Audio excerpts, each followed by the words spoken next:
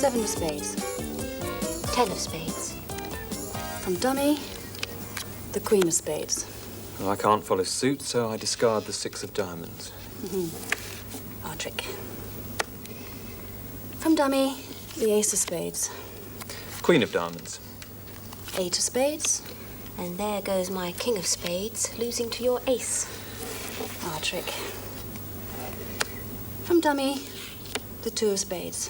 Well, I can't follow suit, so what was my master ace of clubs goes down the drain. I'll discard the 5 of clubs. And I can't follow suit either. So your miserable 2 of spades wins the trick for you. So, 4 hearts, bid and made. 120 points below the line gives us game and rubber. I was banking on that Queen finesse working, and thank heavens it did. Well done, partner. Oh, I'm sorry, I hope you didn't mind just finishing that hand, but of course, that is the thing about bridge. It would take nothing short of an earthquake to break up a tricky hand in play. If you already play whist, you may have followed the gist of what was happening just then. If not, then all this mumbo-jumbo about dummy finesse, game and rubber, not to mention 4 hearts, bid and made, when we haven't even seen a heart card, may well have convinced you that bridge is the most difficult game in the world and you'll never get the hang of it. Well, you'd be wrong. Now, I'm going to assume that you're a novice, that you know nothing at all about the game of bridge, but you have seen one of those before, a pack or a deck of cards. Now, there are 52 cards in the pack, and they are divided into 4 suits. First of all, you have spades,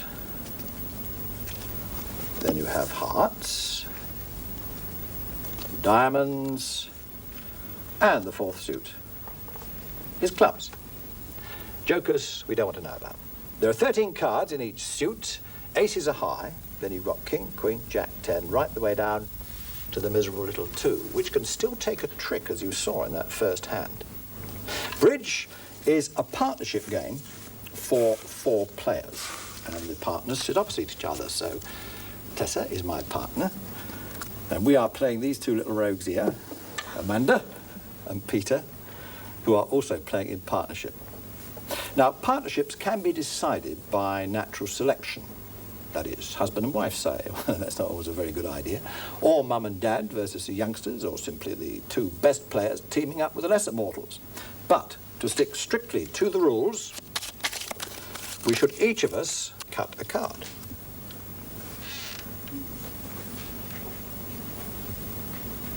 And the 2 highest cards play against the 2 lowest.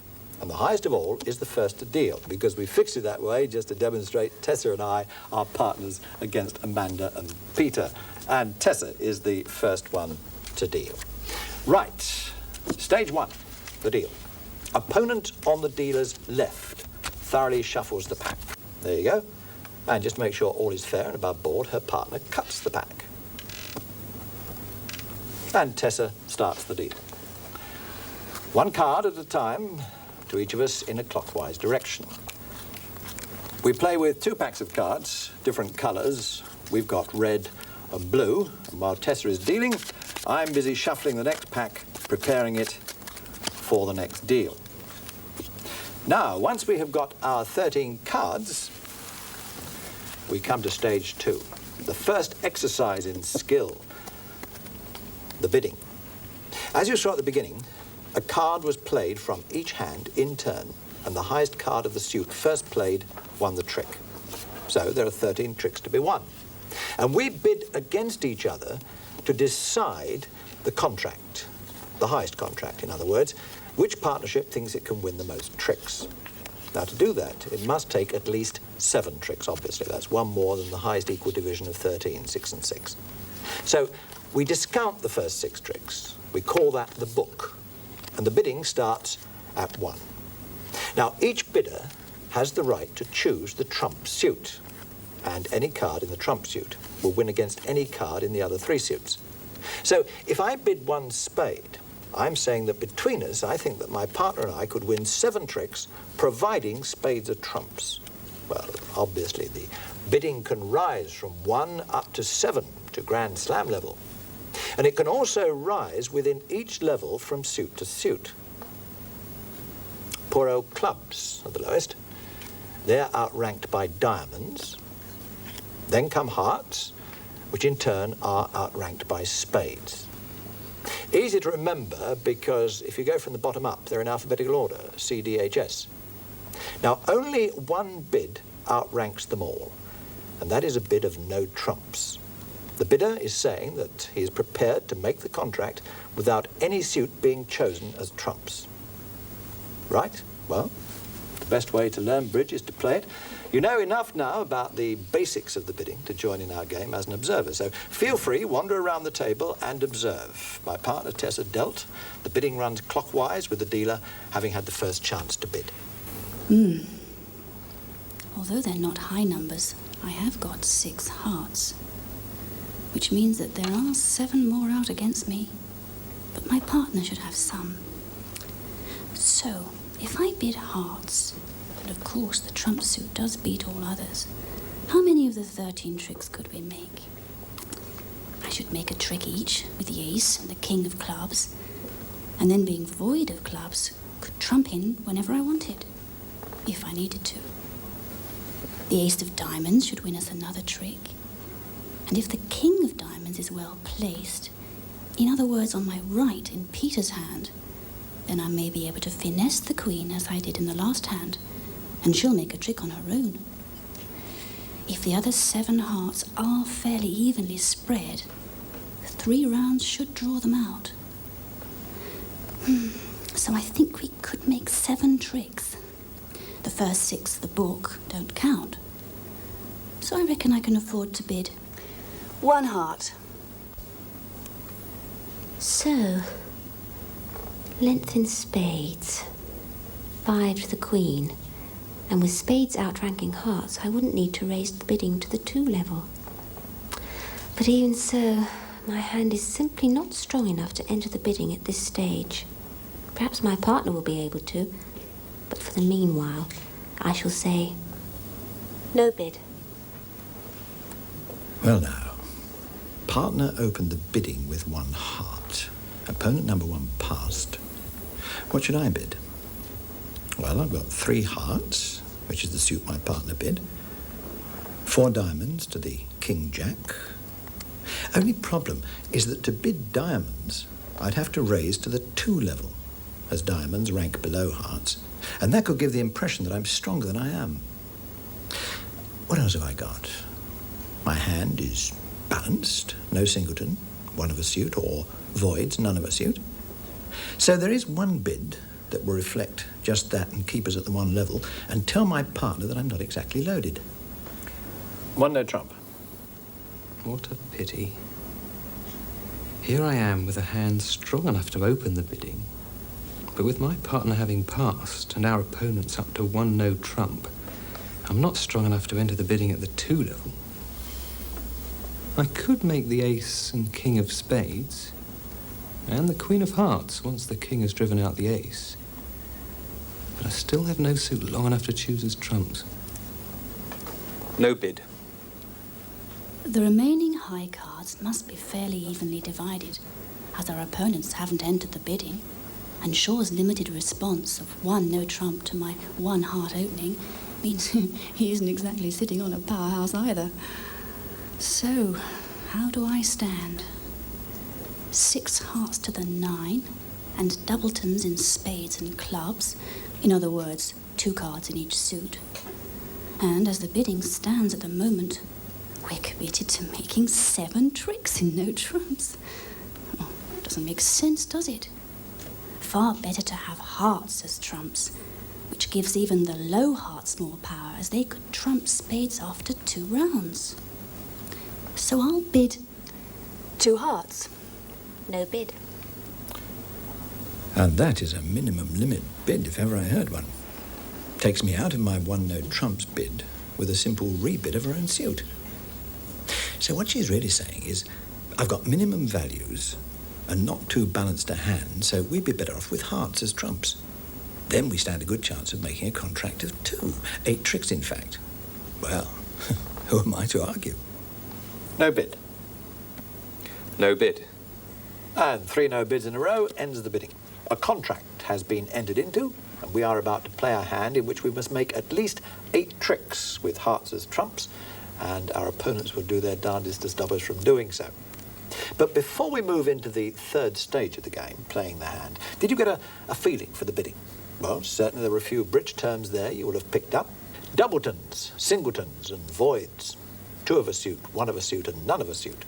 All very useful in a suit contract, as one can do some trumping. Well, surely you will say, someone must have worked out a more accurate method of evaluating your hand than the woolly way we've just demonstrated. Well, of course, several people have. And one of the best methods is the point system.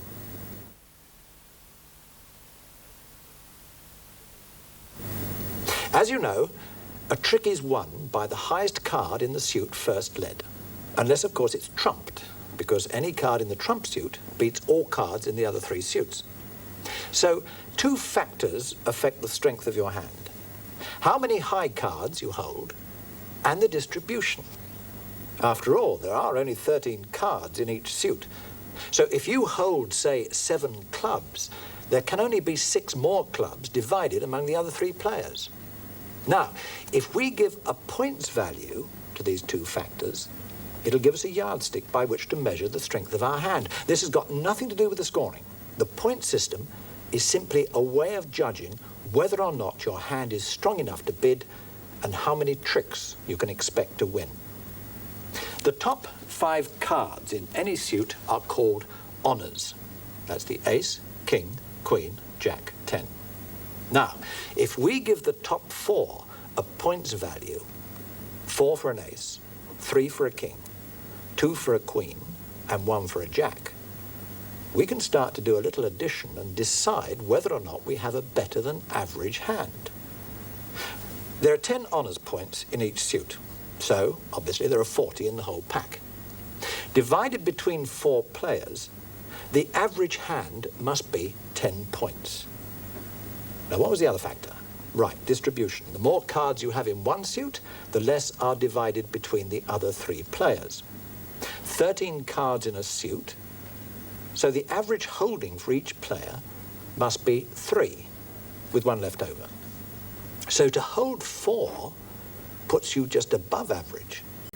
And in the play, holding 5 or more of a suit means that even the lowest card of your long suit stands a good chance of taking a trick when the other player's holdings of that suit are exhausted, particularly if that suit is trumps. So in our point system, we can add 1 point for every card held over and above the first 4 in any one suit. And these are known as distribution points, as distinct from honour points. And that's enough to be going on with. There are 1 or 2 other points valuations to guide us for things like singletons or voids, but don't let's confuse the issue with too much information at once. It's much better to try a little practical valuation for yourself. So feel free to wander around the table and once again tune in to the thoughts on the hands we've just bid, but this time with the point system in mind. 40 honours points in the pack altogether. Let's see how many have come my way. 4 honours, ace king of clubs and ace queen of diamonds. 4 for an ace, 3 for a king, and 2 for a queen. So, 2 aces make 8 points, plus a king, 11 points, plus a queen, that totals 13 points. 13 from 40 leaves 27 points between the other 3 players. That averages out at 9 points each.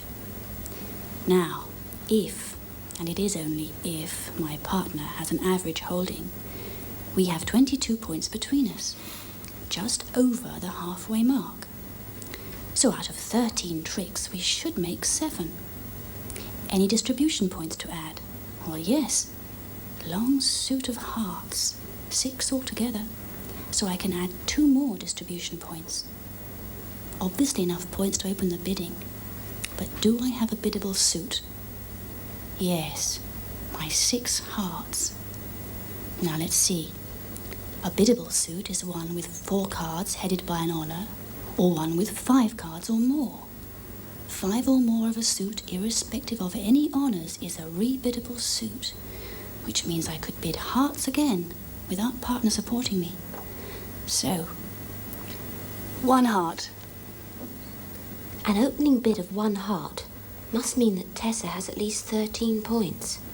That's honours plus distribution. The bidding's been opened, so I'm not restricted to 13 points. But I must have a very strong suit, and I have spades, 5 to the queen. And there's 1 distribution point there. +2 for the queen, 4 for the ace of hearts, and 1 for the jack. 8 total points. But with an opening bid already out against me, while it's enough to respond if my partner opens, it's certainly not enough to enter the bidding on my own account. No bid. My partner has opened 1 heart. And, as I know at this stage, she can have anything between 13 and 19 points and a minimum of 4 hearts. Well, how many possible tricks can I offer her? Now, how many honours points have I? 1 plus 3 plus 1 plus 2, that's 7. And no distribution points. 7 points, well, that's only 2 tricks. And if partner opened on a bare 13 points, she only has about 4 tricks. That's 6 tricks between us. Just the book. But I must keep the bidding open. I have a biddable suit in diamonds, 4 to 2 honours. But with diamonds ranking below hearts, that would mean taking it up to the 2 level. And it'll give the impression I'm stronger than I am. Wait a minute, there is a bid open to me with this hand, which tells my partner I have 6 to 9 points. 1 no trump. Oh, partner. No bid from you. What a pity. Because here I am clutching 13 honours points, enough to open the bidding, but not enough to overcall our opponents without a long suit. Oh well. There's only one thing for it. No bid. A limited response from Shaw, showing 6 to 9 points and no biddable suit in spades, or he'd have bid them at the 1 level. Now what have I got? A doubleton in spades with no high card for protection, and only 2 clubs. True, they are the ace and king, but if I played this in hearts, I could trump the 3rd round of spades and clubs if I had to. I think this hand would play better in hearts than in no trumps. At least I've got 6 hearts. 2 hearts.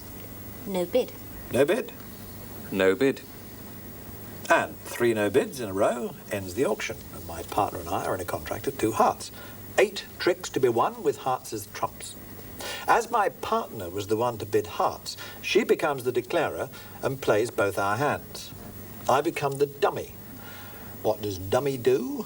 Well, relax, make the tea, pour the drinks, or just sit and watch the hand being played.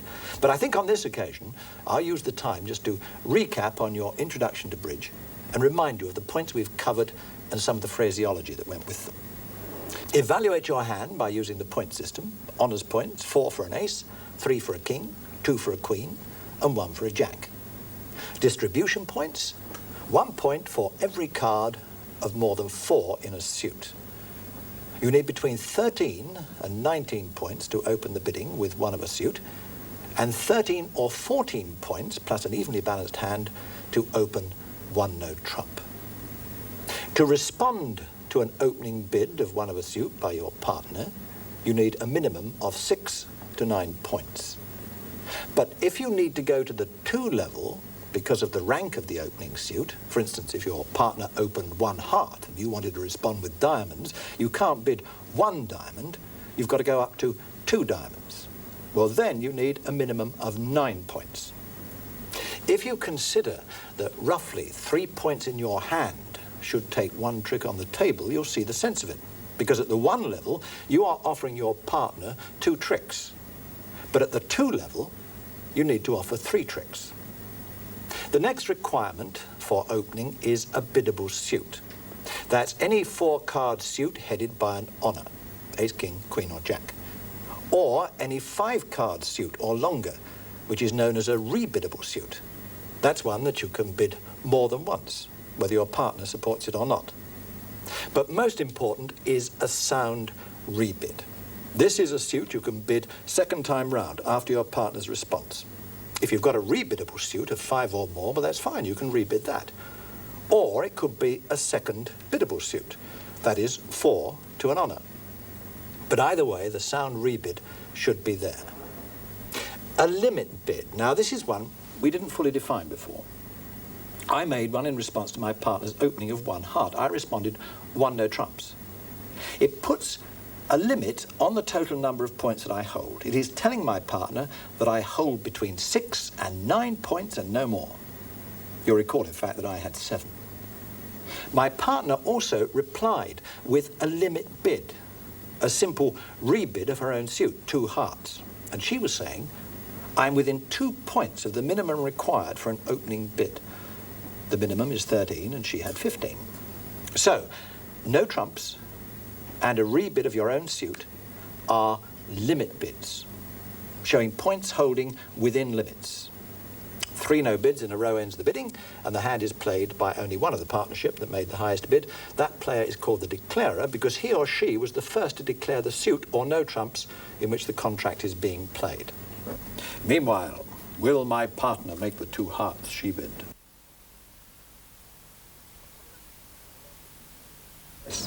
Opponent to the left of the declarer leads.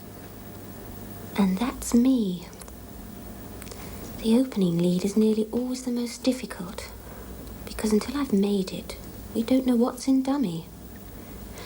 A good lead is top of a sequence of touching honours, such as Queen from Queen Jack 10. But I don't have one. I have Queen 10 in spades, but they're not touching. Another lead is 4th highest of the longest suit, and that seems to be the best with my holding. 1, 2, 3, 4. The 6 of spades. And I now put down the dummy hand in front of my partner for everyone to see. Trumps, first of all, on her left, on my right. Then the rest of the hand.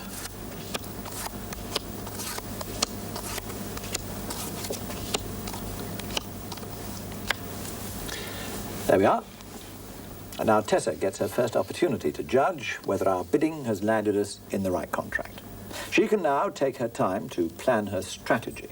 And it's up to declarer to work out just how the 2 hands fit and just which trick can be won or lost by each hand. Oh, those diamonds are handy. No losers with ace, king, queen, jack between us. And no club losers either, as we've got the 3 top honours. Oh, it looks like we're going to lose 2 spades straight away. But only 2, as I can trump the 3rd round. So it all depends on how the trumps are divided. Only 1 honour between us, the 10. But with a holding of 9 of the suit, we should soon draw the remaining 4. If we're lucky, they'll be divided 2 and 2. If we're really unlucky and all 4 are with one opponent, we'll only make 2. But that's well against the odds. Anyway, right now I have to follow suit. From dummy, 5 of spades. King of spades. 2 of spades. Ah, King of spades wins. Our trick. You to lead, partner. Ace of spades. 4 of spades. 3 of spades. From dummy, 9 of spades. Ace wins. Still your lead, partner. 8 spades fallen so far, 5 to go. I've got 1, and there's still 1 in dummy. And as Amanda's played 4th highest and then a lower card, she must have started 5 to the queen. Dealer can't have any. Well, I think my safest play is a 3rd round of spades. 8 of spades. Good. Both of my spades have gone. Now, I can't follow suit anymore, but I can trump with a small heart, which should win the trick. 2 of hearts. 7 of spades. And from dummy, the jack of spades. Right. I won that trick by trumping. And now I have the lead, I can start to draw their teeth. In other words, start to set up my trump suit. 4 honours are out against me. Ace, king, queen and jack. But with luck, their distribution will be 2 each. So, if I lead trumps twice, I should only lose 2 tricks. Well, here goes the first one. 3 of hearts. Jack of hearts. And from dummy, 4 of hearts. That distribution is against us. How sickening. I'm sitting here with a king and queen of trumps. My partner's jack would have taken the trick, but I've no choice. I have to follow suit and take the trick with my queen. Queen of hearts. Queen wins. You to lead, partner. But what do I lead? Diamonds or clubs? Well, dummy has strength in diamonds, so there's not much hope of taking any tricks in that suit. So, clubs it must be. 5 of clubs. Ace of clubs. 2 of clubs. And from dummy, the 4 of clubs. Ace of clubs wins the trick for us. So, the lead is back with me. Now comes the crunch. Is the distribution of trumps on our side? Well, there are only 2 out against us, but they do happen to be the ace and the king, both with 1 opponent or 1 with each.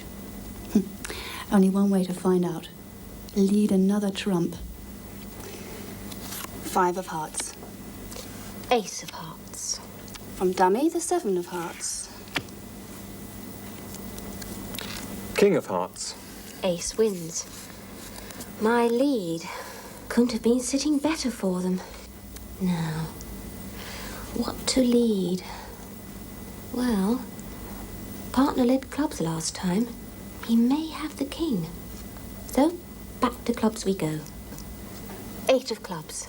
And from dummy, the 10 of clubs. Jack of clubs. And king of clubs. Hard luck, Amanda. You thought your partner might have the king, didn't you? But he didn't. I did. And it leaves the queen in dummy as master. Unbeatable. Now, let's pause and review our strategy. 8 tricks we need. 3 we have. 5 to go. Opponents' trumps all drawn. I've got 3 left, and there's still 1 in dummy. There are still the diamonds to make, all of which are good, so we have 4 top honours between us. And Queen of Clubs is master. We're going to be all right. Ace of diamonds. 4 of diamonds. And from dummy, 5 of diamonds. 2 of diamonds.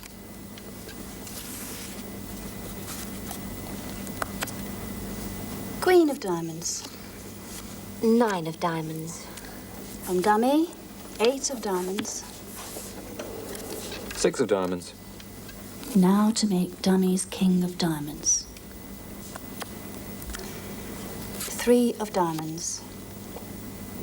With no diamonds left to follow suit, and all my trumps drawn, there's nothing I can do but discard.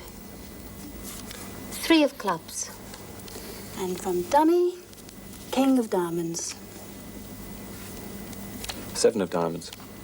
And the last 3 tricks are ours, whichever way I play them. Mastercards in dummy and all trumps in my hand. No point in playing out the agony. And the last 3 tricks are ours, I believe. 2 hearts bid, 3 made. Well done, partner. 2 hearts bid, 3 made. That's 60 points below the line, 30 above for the over trick, so we are now 60 points towards game. I know what you're thinking. What's he on about now? Just as we got the hang of the point system to judge the strength of our hands, he's muttering about 60 points towards game. Well, the point system for evaluating your hand has got nothing to do with the points you score for bidding and making a contract.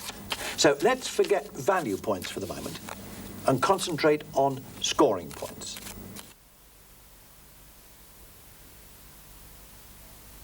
So in bridge, the first partnership to score 100 points wins the game.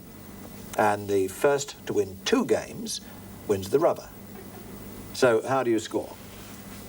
Well, providing you make the contract bid, every trick won scores points for you, depending on which suit the contract is in.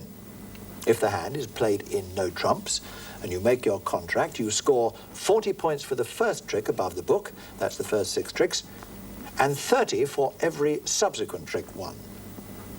In major suits, spades and hearts, you score 30 points for every trick. And in minor suits, diamonds and clubs, 20 points a trick. So 3 no trumps, 4 spades or hearts, or 5 diamonds or clubs are all game calls. And if you win more tricks than you bid, well, they score bonus points, but they don't count towards the game. 30 points for no trumps and majors, 20 points for minors. But of course, all this is supposing that you make the contract that you bid. Supposing you don't, what if in your enthusiasm you overbid and fail to make it? Well, you're penalised. 50 points for every trick short of the contract. 50 points, irrespective of whether it was no trumps, major suit, or minor suit. So, if you bid 5 diamonds, and you only make 3, 100 penalty points are awarded to your opponents. Now you know why we stopped at 2 hearts instead of going on to a game call of 4. We made 3, and we would rather have that 60 points down there below the line with a bonus of 30 for the over trick above it than have 50 penalty points over here in our opponent's column, above the line, even though, being above the line, it wouldn't count towards game. But what I would have you consider is when you make an opening bid, you are opening negotiations with your eye on a game call. So your choice of suit or no trump or whatever at that early stage of the game is crucial to the final contract.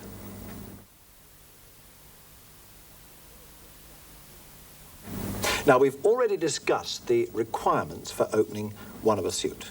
13 to 19 points. Most important. But this is even more important. What do you open? Because some hands are simply automatic. They've got good biddable and rebiddable suits. But what about the hands that have 2 or even 3 biddable suits? With which one do we open? Well, the first consideration must be to consider the rebid situation.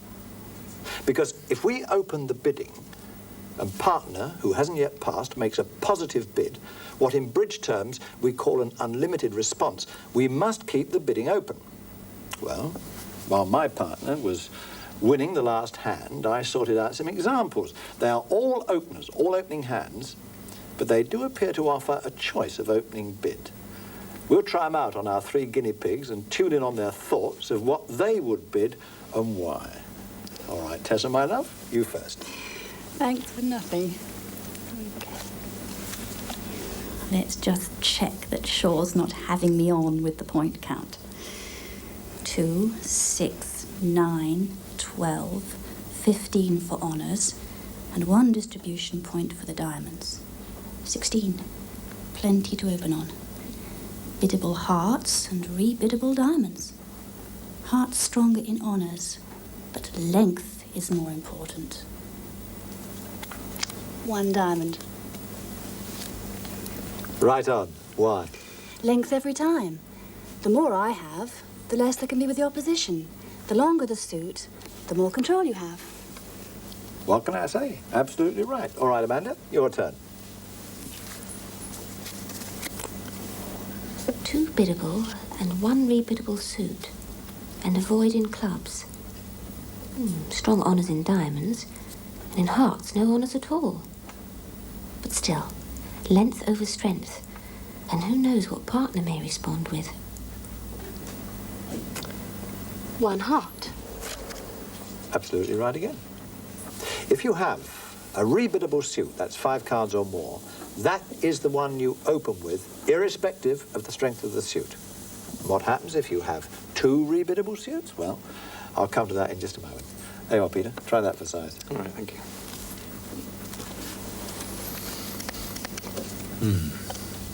3 biddable suits and a singleton in diamonds. But which one to open with? Well, the principle is to open with the suit below the singleton in rank. Thus, clubs. And whatever partner now bids, my response is simple. If she bids 1 diamond, I rebid 1 heart. If she says 1 heart or 1 spade, I raise her in her suit. If she bids 2 clubs, a limit bid, I pass. So? 1 club. Ah, shucks, you got it right. And I deliberately put those spades in there just to tempt you. Yeah, I realise that. With 3 biddable suits, always open with the 1 below the singleton. That's absolutely right. But how about 2 biddable 4-card suits? There you go, Tessa. You enjoy this more than most. You have a go at that one. Let's see what you're tempting me with here. Well, the first temptation is to bid 1 diamond, because that's strongest in honours. But we're used to Shaw's temptations. If I bid diamonds now, what do I bid next time round? Of course, the key to good bidding is, before you open, think of your second round bid. All right, let's see. If I bid the lower ranking suit diamonds now and bid the higher ranking suit hearts next time round, I'll be pushing the contract to the 3 level if my partner wants to put me back to diamonds. So, Sorry to disappoint you, Satan. 1 heart. What can I say? Yet another secret of the good opener revealed. When the 2 biddable suits are next to each other in rank, touching in other words, for instance, spades and hearts or hearts and diamonds, as in this case, always bid the higher ranking suit first, irrespective of strength. So partner, if he wishes, can put you back into your opening suit at the 2 level instead of having to go up to 3. The situation is different with 2 biddable 4-card suit not touching, not next to each other in rank, in other words. Take a look at these. There you go. Hearts and clubs. Bid the lower suit first. And that gives your partner a chance to get in at the 1 level with a suit bid that needs only a 6-point valuation. There is one other I promised I would mention. What happens when you are faced with 2 rebiddable suits? In other words, 5 or more cards in length, and they are both the same length. Well, the answer is bid the highest ranking, irrespective of honor strength, or whether they're next to each other, or in other words, touching. And all that is so important, I think it's worth writing down for you. If both a biddable and a rebiddable suit is held, and you have enough valuation points to open, bid the longest suit. If you have 3 biddable 4-card suits, then the 13th card must be a singleton. Bid the suit that ranks immediately below it. With 2 biddable suits that are touching or next to each other in rank, bid the higher suit. If they are not touching, bid the lower suit.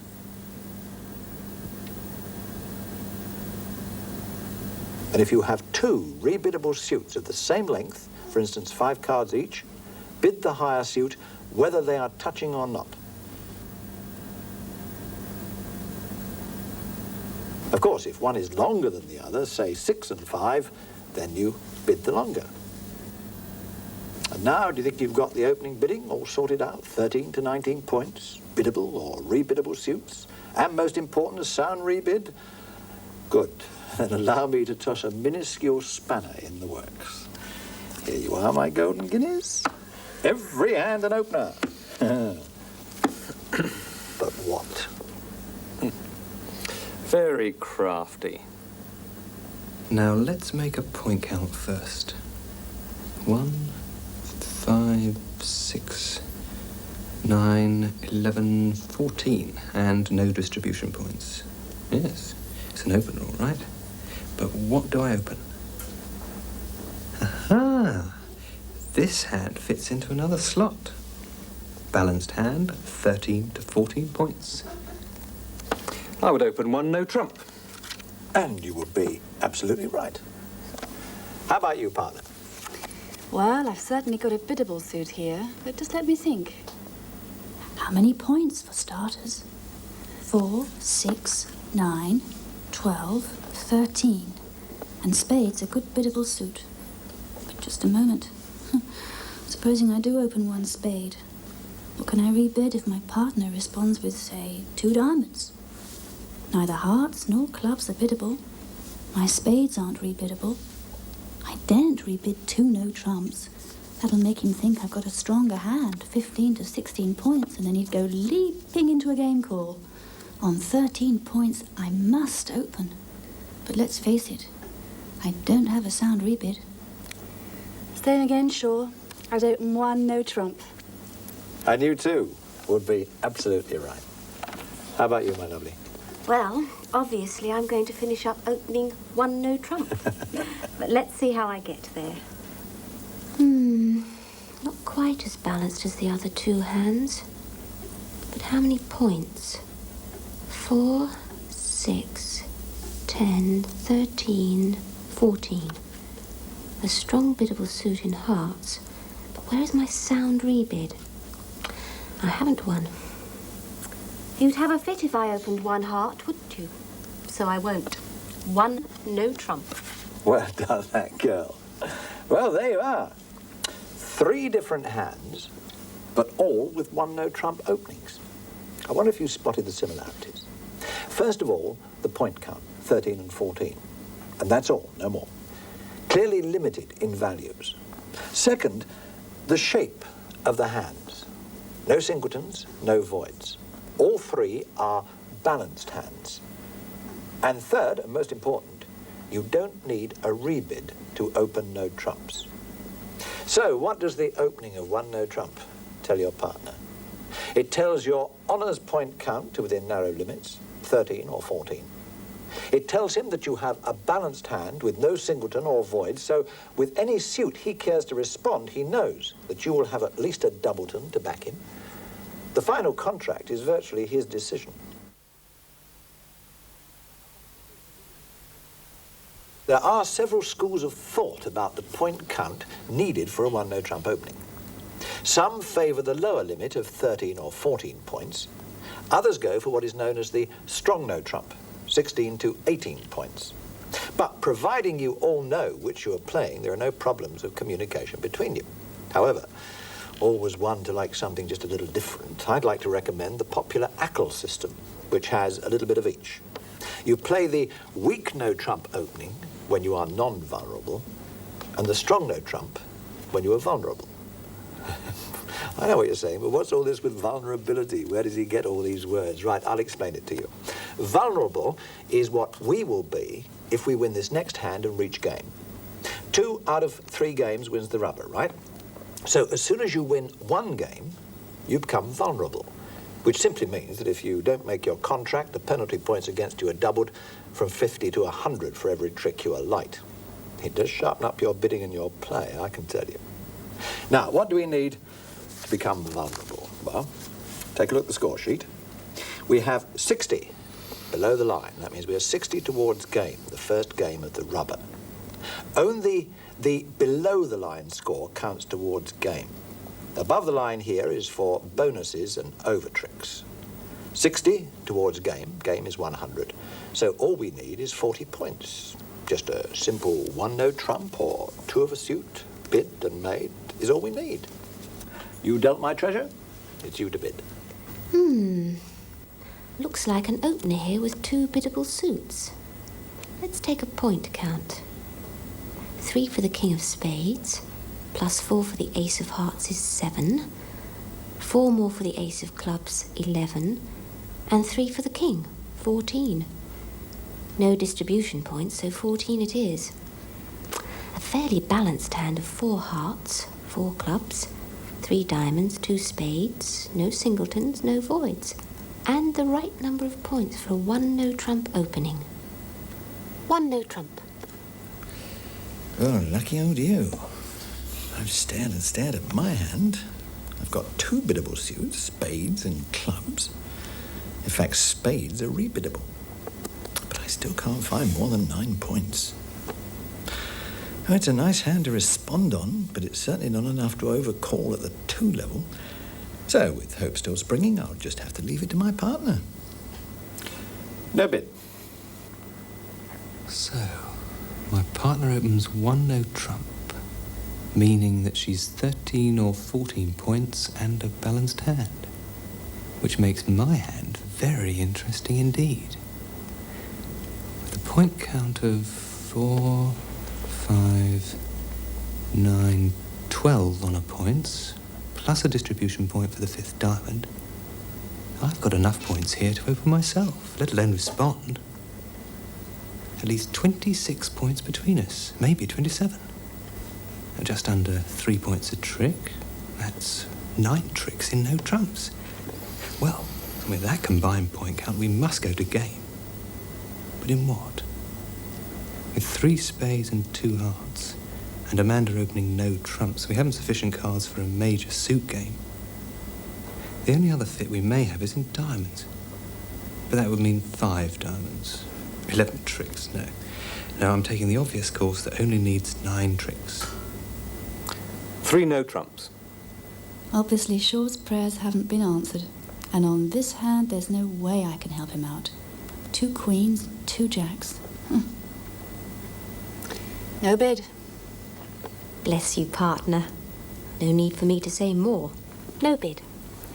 No bid. And 3 no bids in a row means the end of the bidding. Our opponents are in a contract of 3 no trumps, with Amanda, who introduced no trumps into the bidding first, as the declarer. And you and I have so much to talk about. But first, let me make the opening lead so that Dummy can go down and Amanda can plan her strategy. Now, which of what suit? In this contract, there aren't any trumps, so we want to try to establish a long suit. And for me, that's obviously spades. The ace and king are missing, but the conventional opening is either 4th highest of the longest suit, or, if you hold a sequence, the highest of that sequence. Well, Queen, Jack, 10 are a sequence, so... The Queen of Spades.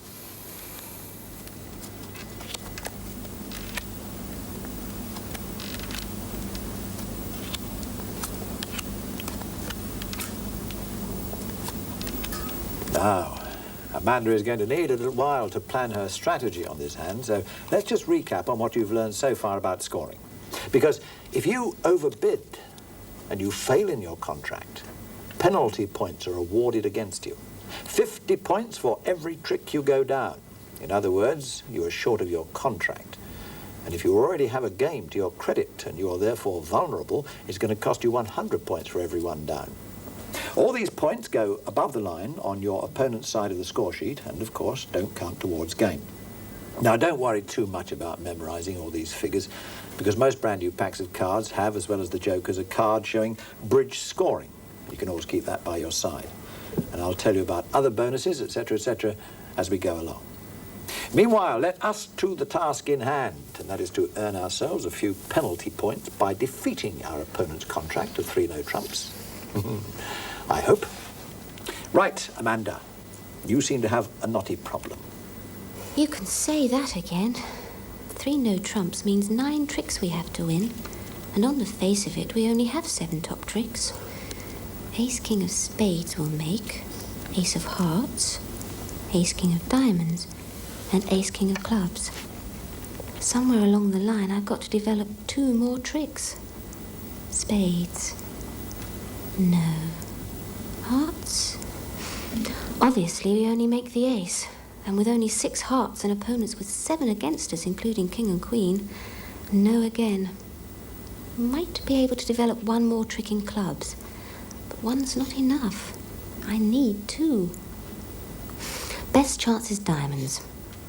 Dummy and I have 8 between us to the ace-king. Now, if the 5 against us are divided 3-2, I can take 2 tricks with the ace-king, lose the 3rd, and that will leave 2 more in dummy as winners. Providing I keep an entry into dummy. Right, here we go. From dummy, the 2 of spades. 5 of spades. King of spades. King of spades wins. Our trick. My lead. And I'd better start to establish our diamonds straight away. The 3 of diamonds. 9 of diamonds. From dummy, ace of diamonds. 7 of diamonds. Ace of diamonds wins. The lead is in dummy. King of diamonds. Jack of diamonds. 4 of diamonds. And now the crunch. Does Shaw have another diamond, or will he discard? If he does, I'm faced with a 4-1 split and disaster. Unfortunately, I have to follow suit. 10 of diamonds. King of diamonds wins. Our trick. The lead is in dummy. Thank heavens for that. Only 1 diamond missing. Clear that, and I can make the 2 that will be left in dummy. From dummy, the 2 of diamonds. Queen of diamonds. 5 of diamonds. And I discard the 4 of clubs. Queen wins. Our trick. Now, I've got a problem.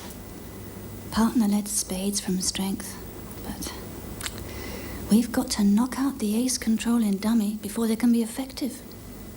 At the same time, it means that our opponents can make the 2 small diamonds. Well, I can't stop her while the ace is there, so... 9 of spades. 4 of spades. And the 6 of spades. From dummy, the ace of spades. Ace of spades wins. Our trick. And I'm in dummy for the last time. Because with the ace gone, I've no further entry. So I'll have to take my 2 established diamonds while I can. From dummy, the 8 of diamonds. I'll discard the 3 of hearts. And I haven't any diamonds either, so I shall discard the 2 of hearts. I will discard the 7 of spades. 8 of diamonds wins. From dummy, the 6 of diamonds. And I'll discard the 6 of hearts. And I'll discard the 5 of hearts. Likewise, 8 of hearts. 6 of diamonds wins. Now, am I going to be greedy and try to make an over-trick in clubs? Not with the 4 of spades still out. 1 wrong move and I could ditch my contract. How many tricks have I got? 1, 2, 3, 4, 5, 6. And I'm going to lead from dummy to my ace, king of clubs, and I'm going to take my ace of hearts as well for 9 tricks. And you're welcome to the rest. Well done, Amanda. 3 no trumps, bid and made. Now, let's see. That's 100 points below the line for you. And our part score no longer counts towards game, although it will be added into the final reckoning. And, of course, your being 1 game towards rubber makes you vulnerable. So if you go down on your contract, any under tricks are going to cost you a penalty of 100 points, not just 50, all right? But then you don't intend going down on the next contract, do you? By the same token, I hope my partner and I are going to get the cards to at least win a game, even things up, and stop you getting a 2-game rubber. Meanwhile, are you at all bemused at what's happened? Well, I hope not, because I deliberately didn't stop to make explanations throughout, because I wanted you to experience the whole thing right the way through, the bidding, the play, and the scoring, just to show you the endless fascination of bridge and how the tables can be turned in just one hand.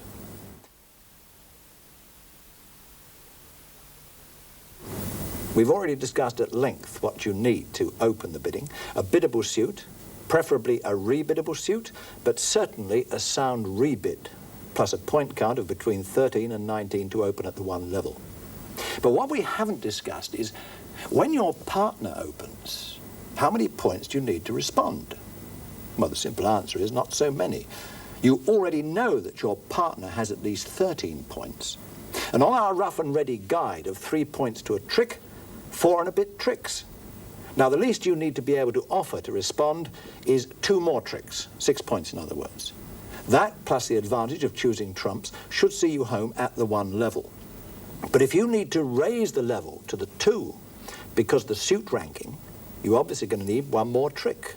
3 more points, in other words. Say, for instance, partner opens 1 heart. You want to respond diamonds or clubs.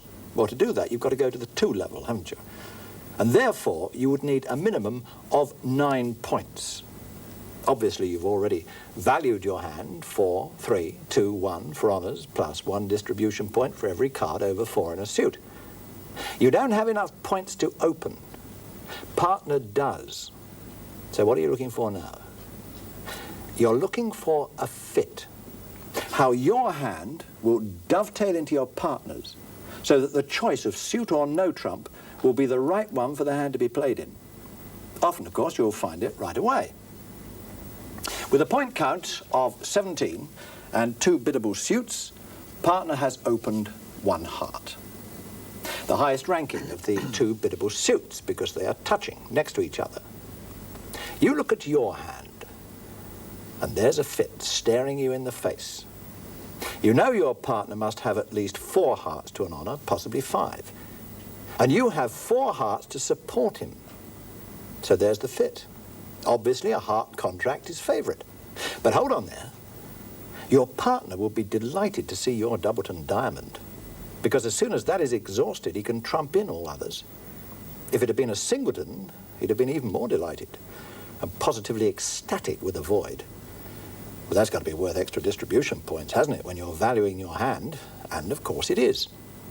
As a responder, you can add 1 point for a doubleton, 2 for a singleton, and 3 for a void, providing you have good trump support in your partner's suit. There's no sense in adding them in if you haven't got the trump to trump in with, is there? Right. With that little bit of extra knowledge, let's turn our other players into responders and do a little brain picking. I've sorted out a hand for each one of you, and on the premise that I have opened 1 heart, I want each of you in turn to be my partner and tell me what you would respond. Peter, I've opened 1 heart. What would you respond on that hand? Now, you open 1 heart, right? That's right. Well, I'll just value the hand first. 2, 6, 7, 8 total points. 2 biddable suits, with diamonds the longer of the 2. But that would mean raising the level to 2 to respond in diamonds. And with less than 9 points, that's not on. But I can keep it at the 1 level by responding with spades. And as a simple change of suit is forcing for 1 round, my partner must rebid. And if need be, I may be able to show my diamonds later. 1 spade. 1 spade it is. Absolutely right. When you've only got 6 to 8 points and a fairly balanced hand, make the cheapest bid. Keep it at the 1 level. Now then, there you go, Tessa. Your turn. What would you respond to my opening of 1 heart? Oh, yes, I see what Shaw's up to. He's given me an even stronger rebiddable diamond suit to tempt me into the 2 level. But does the point count warrant it? 3, 6, 7 honours points, 1 distribution point for the extra diamond. But I can't add 1 for the doubleton club because I haven't got 4 card support in hearts. No, it still only comes to 8 points. Not enough for 2 level. So I'll settle for the same as Peter. Show my spades. 1 spade. Clever girl. Right again, you see. You just weren't strong enough to go to the 2 level, even though the diamonds were longer than the spades. Opener always calls the longest suit first. Responder doesn't have to.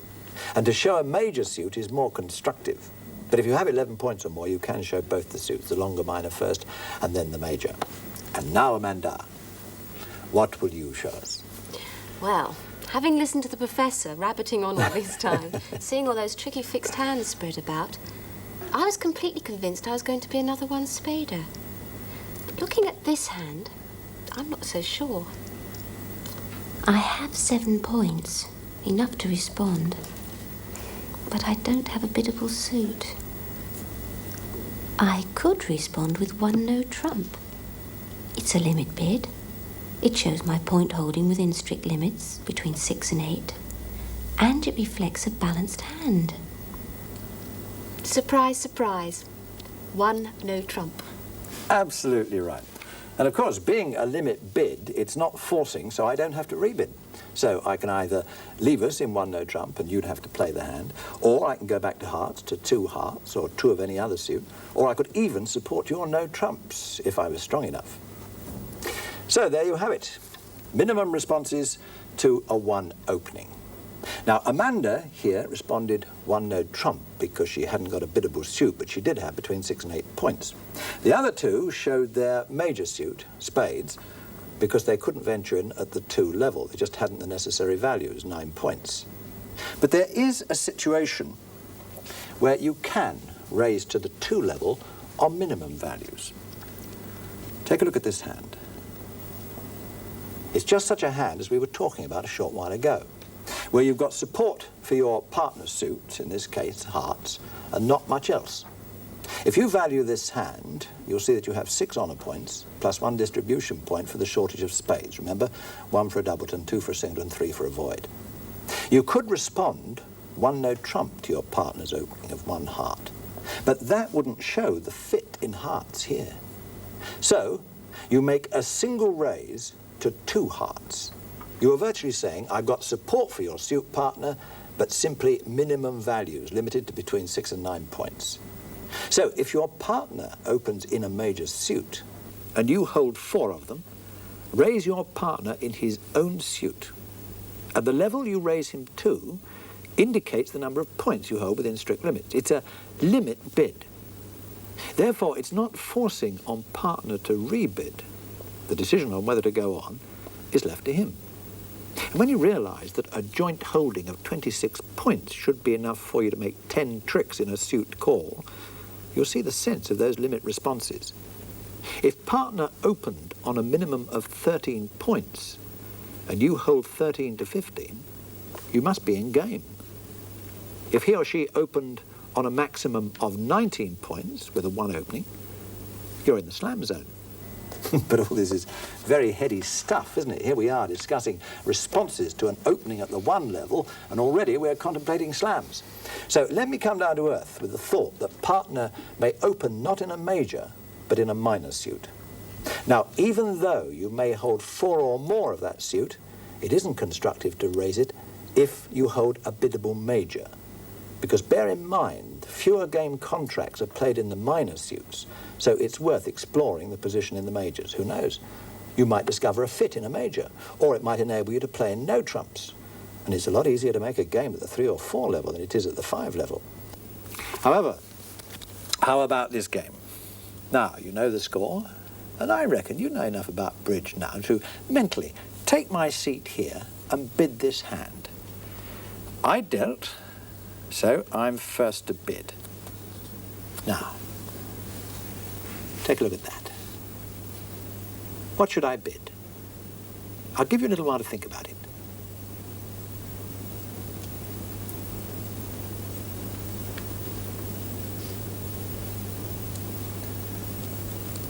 What do you think?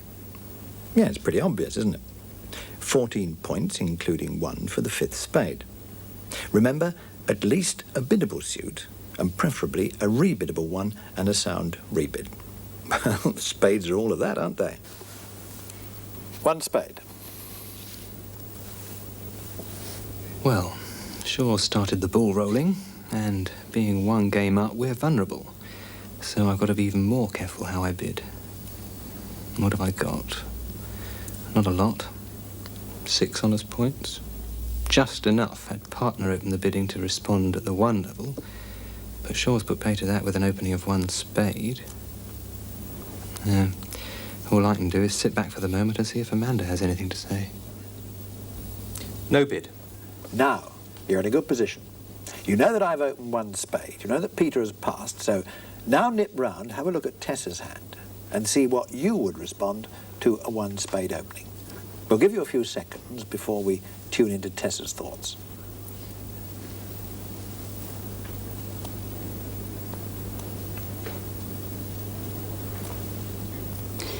Well, if Shaw's looking for a fit, he needn't look any further. I've nearly had one myself. 1 spade he opens, and I'm sitting here with 5 of them to 3 honours. Now, let's not get too excited. And let's have a point count. 12 honours, plus 1 distribution point for the 5th spade. And as I've got trump support, I can now revalue my hand and count 2 more for the singleton diamond.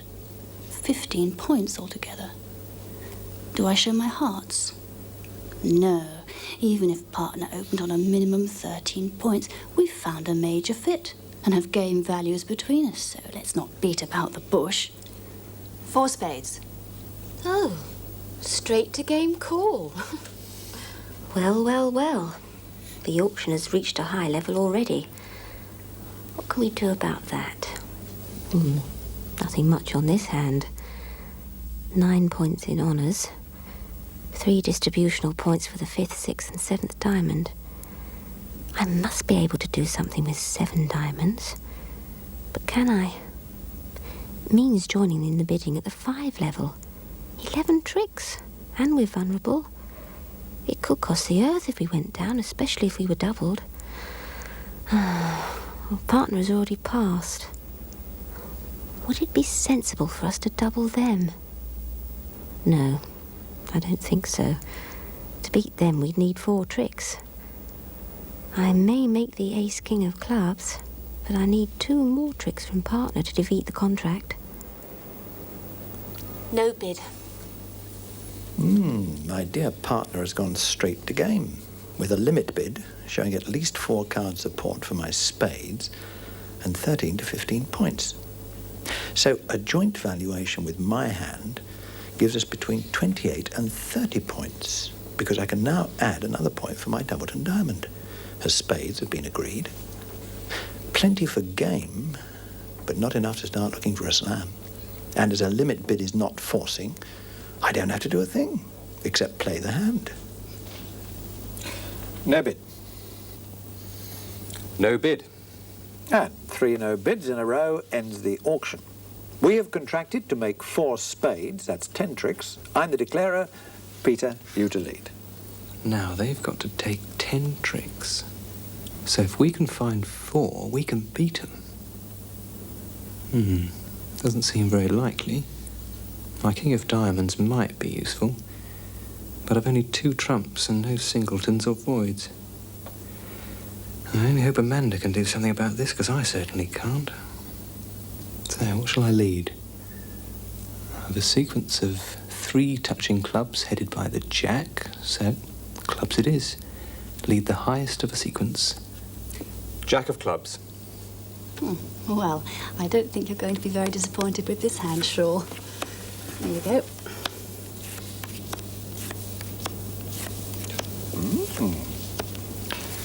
Nothing wrong with that. Oh, it's all right for you. You've already seen my partner's hand. Now, I tell you what. Come round here. Let's look at both hands together and plan our strategy. Well, no problem with trumps, are there? 10 between us, only 3 low ones out against us. So at worst, 3 rounds will draw them out. Ace, king, queen of hearts are good. Diamonds are no problem. I have the ace, and the singleton in dummy means I can trump any others from there. But clubs are a problem, and we're facing a club lead. So it doesn't look as though the queen will be much use, does it? I'm going to lose 3 clubs, I think. But no spades, hearts or diamonds. So we should make our contract. Only a freak distribution of those missing 6 hearts, in other words, if they're all in one hand, before I can draw trumps, could spell disaster for us. That's very unlikely. From dummy, 2 of clubs. Partner led the jack, so he most likely has touching honours in clubs. So he must have the 10. I have the ace-king, queen is in dummy, and Shaw hasn't played it. So, my partner's jack is good. 6 of clubs. 5 of clubs. Jack of clubs wins. Our trick.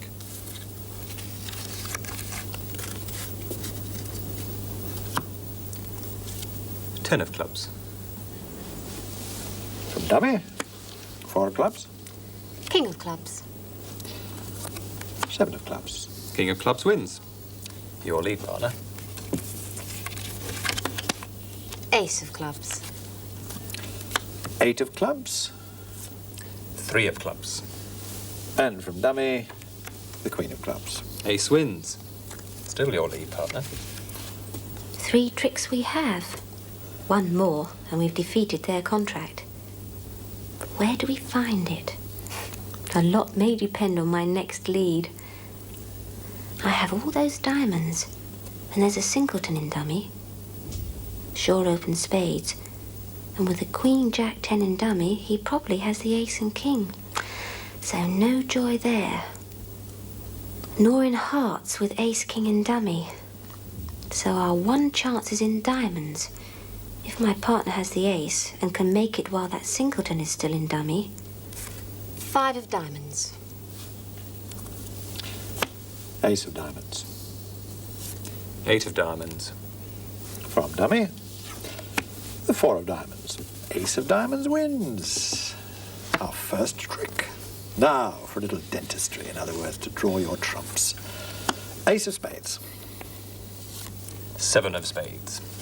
From dummy, 4 of spades. 9 of spades. And very nice too.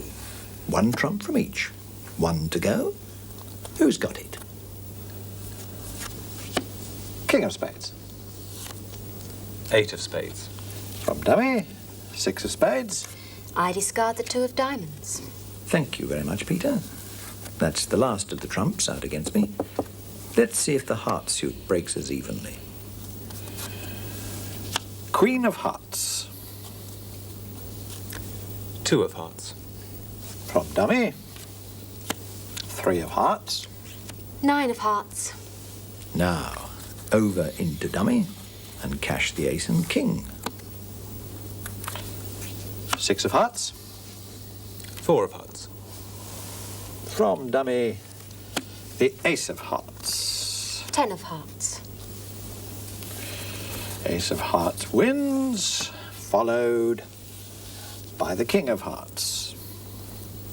I discard the 3 of diamonds. 7 of hearts. 5 of hearts. So the hearts haven't broken evenly. There are still 2 to come. There's the 8 in dummy, and Peter still has the jack, and I can't afford to lose even 1 trick. But never fear, I've exhausted my heart holding, and the smallest of trumps will do the trick. So, take it then. From dummy, the 8 of hearts. 6 of diamonds.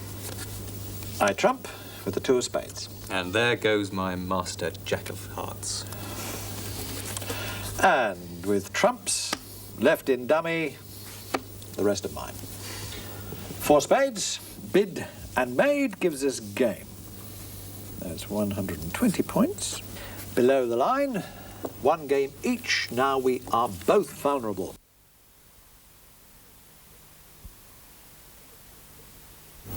If you are convinced that you are strong enough to defeat your opponent's contract, you can say double, and you have doubled the bet.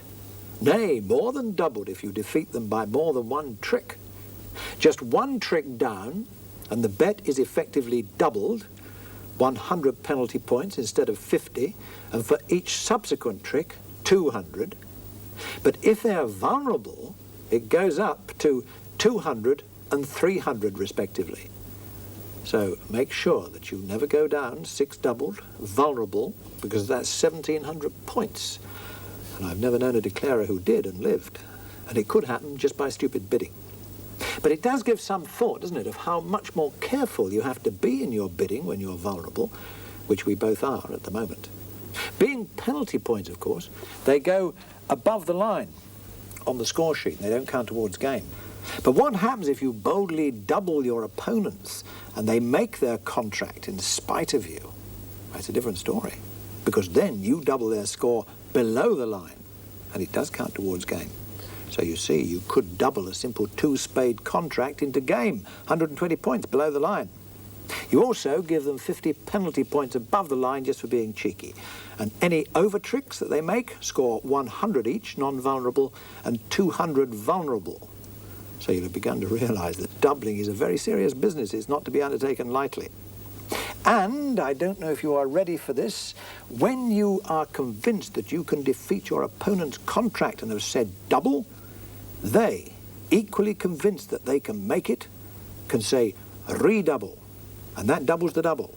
In fact, the only thing that remains unchanged is the 50 points for being cheeky, if they make it. That 50, by the way, is called 50 for the insult in bridge terms. It's real nose-to-nose confrontation stuff, this, and it's great fun. It sharpens the concentration on the play, no end. One more word before we move on to another aspect of the bidding. It would have occurred to you that doubling and redoubling can be used equally effectively for bidding as well as for betting. In other words, it gives you yet another means of communicating information to your partner, but we'll talk more on that later on.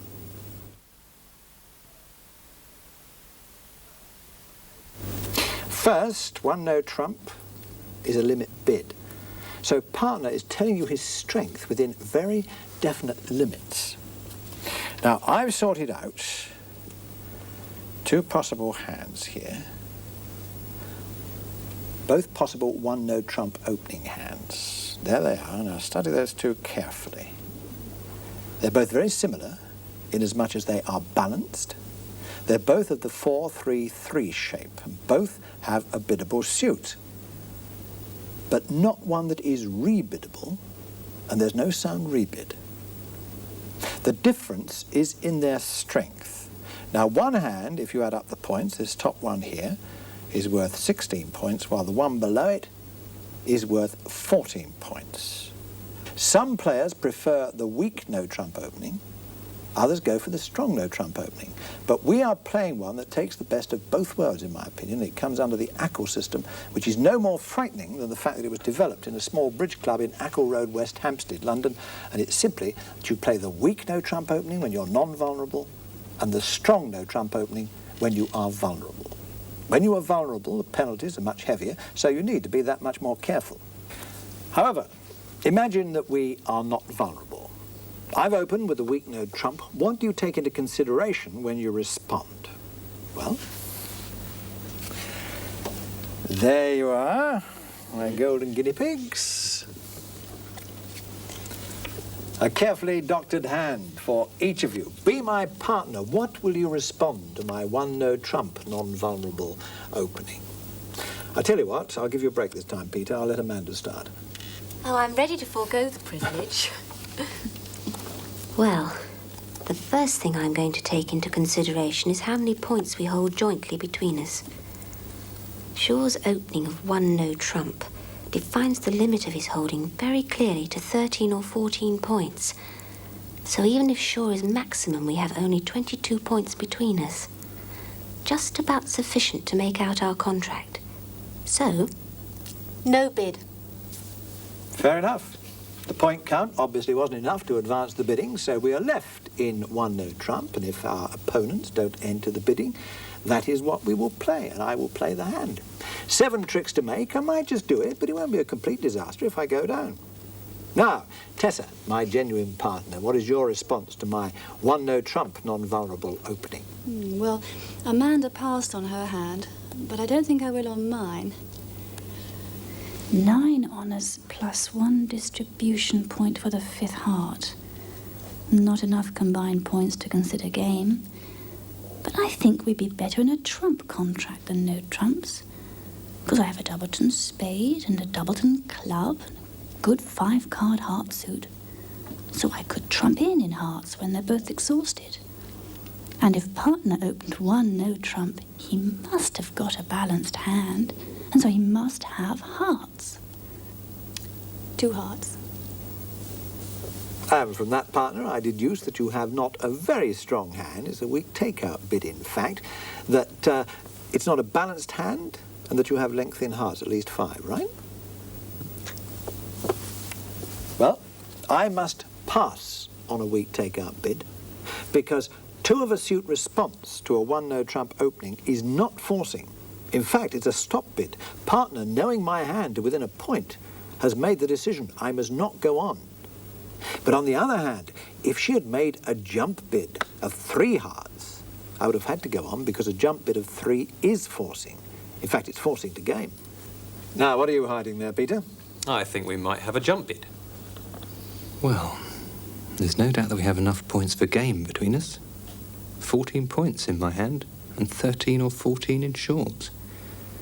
The question is, do we stand a better chance in 4 spades or 3 no trumps? Shaw may have a doubleton, and that doubleton could be spades. Well, he's the only person who knows, so let him decide. In that case, I shall bid 3 spades. And that jump bid of 3 spades over my opening of 1 no trump tells me all I need to know, that our joint holding is enough to go for game. But my partner has very wisely left the final decision to me. He knows I have to bid because that jump bid is forcing, and if I only hold 2 of the suit that he bid, in other words spades, I shall bid 3 no trumps, game called. On the other hand, if I hold 3 or more of his suit, I'll bid 4 spades, which is also game called, because I know that we will have 8 or more trumps between us. As I said earlier, it's common sense, really. Your response to an opening of 1 no trump is based firstly on whether the number of points held between you could make game, bearing in mind that the opener is promising 13 or 14 points, and secondly, is the shape of your hand better suited to playing in no trumps or in a suit? For instance, take a look at these 2 hands and tell me what you would respond to a weak 1 no trump opening. Now, this one first. Take your time, there's no rush.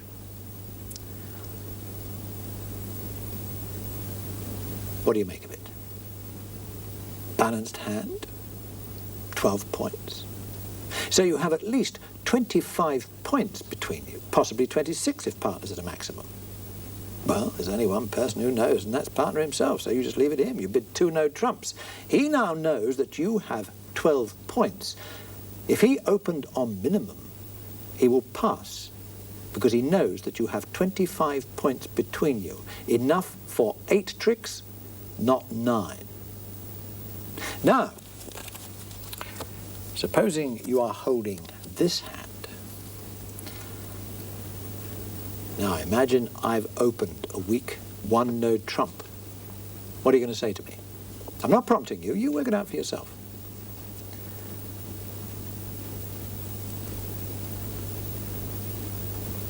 Sorry, partner, what did you say? 3 no trumps? Great. You have a balanced hand of the 4-3-3-3 variety, which is best suited for no trump play. You've got enough points to open yourself. Why muck about? Go straight to game. 3 no trumps.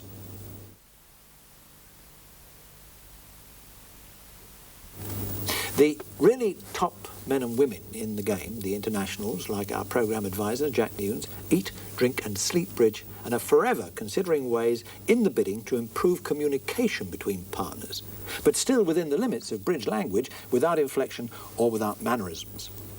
Every so often, an idea is such a good one, it becomes adopted into the game as a recognised convention, not solely for the experts, but for ordinary mortals like ourselves who just enjoy a game of bridge. It is, of course, known that some hands would play better in a major suit than in no trumps, providing there was a 4-4 fit. Imagine that my partner has opened 1 no trump, and I am holding that hand. Do you know what I'm going to respond? I am going to respond 2 clubs. No, I haven't taken leave of my senses. I'm introducing Stayman. As soon as partner hears my 2 club bid, he knows that I'm asking him if he has a 4-card major suit. He knows that I have, and that I'm looking for a fit. So, if he has, he bids it. 2 hearts or 2 spades. If he hasn't either, then he bids 2 diamonds. And that's it. So, with this hand, if we've found a major fit, I put him into game in that suit by bidding 4 of them. If there's no major fit, I put him back into no trumps at the 3 level. So that is the basis of the Stayman convention. 1 no trump, 2 clubs. I'm interested to know if you have a 4-card major suit, and if you have, bid it. If not, bid 2 diamonds. Yeah, go on, I know what you're thinking. Supposing you've got 4 of each. Well, You bid the hearts first. Let's just have a couple of for instances. Opener, with a 13-point balanced hand, opens one no trump.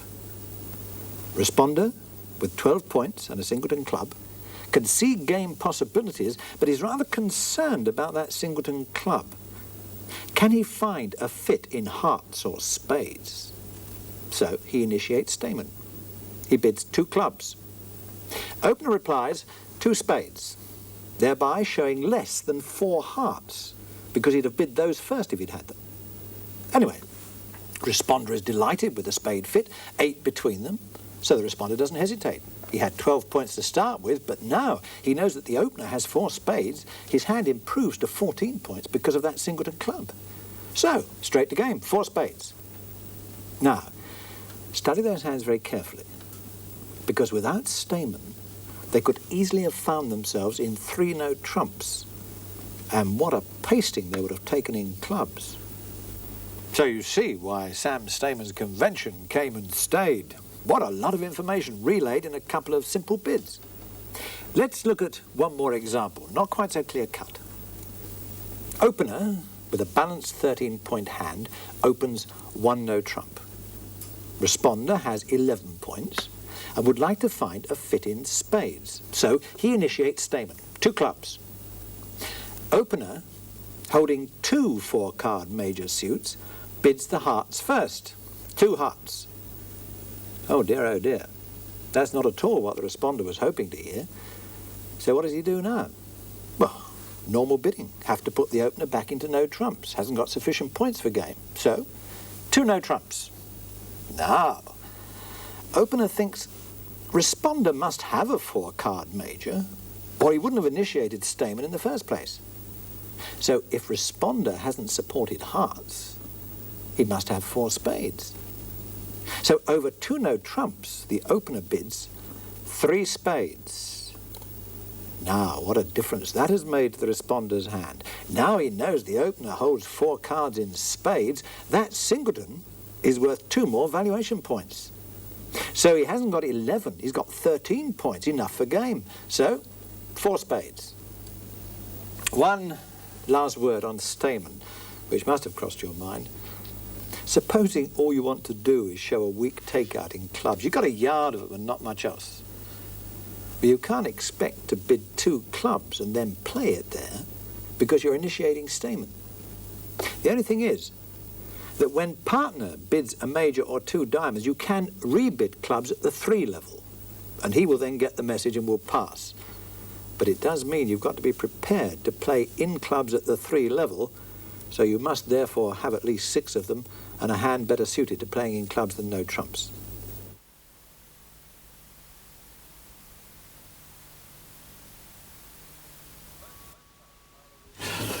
Game all. Both sides are vulnerable. Peter, you dealt, so it's you to bid. And bid I shall. Well, this looks like the sort of hand that could win the rubber for us, if partner has something. 15 honours points plus 1 distribution point for the 5th spade. Diamonds biddable, spades rebiddable. All the requirements are there. Open from length. 1 spade. Oh, now that's rotten luck. I've got an opener here, and Peter's whipped him before me. Oh well, let me take another count. 13 honours points and 2 more for distribution. Rebiddable hearts and clubs. And if partner can offer support, I could revalue my hand by another 3 points for the void in spades. An ideal hand for an informative double. But Shaw hasn't covered that yet, so let's keep it simple. 2 hearts. So, both partnerships are in bidding. Well, I'm not going to be left out. Partner has opened with 1 spade. What can I bid in response? Well, 4-card support in spades for a start, so I can add 1 more distribution point for the doubleton hearts. That plus the 3 honours in clubs gives me 7 points. Best to show my spade support with minimum raise. 2 spades. The auction's going a bit high for what I hold here. 3 6-honour points, and another 3 for distribution, and remarkably good support for my partner's suit. I got 5 of them. Tessa must have a reasonable hand to compete at the 2 level when we're vulnerable. I must let her know I have something for her. Trouble is, I've got to go up to the 3 level. Oh, well. 3 hearts. Partner has supported my suit with a bid of 2 spades. So I can revalue and add 2 more points for the singleton heart. 18 points. If partner has responded on 6 or 7, we're still slightly short of the 26 points that we need for game call.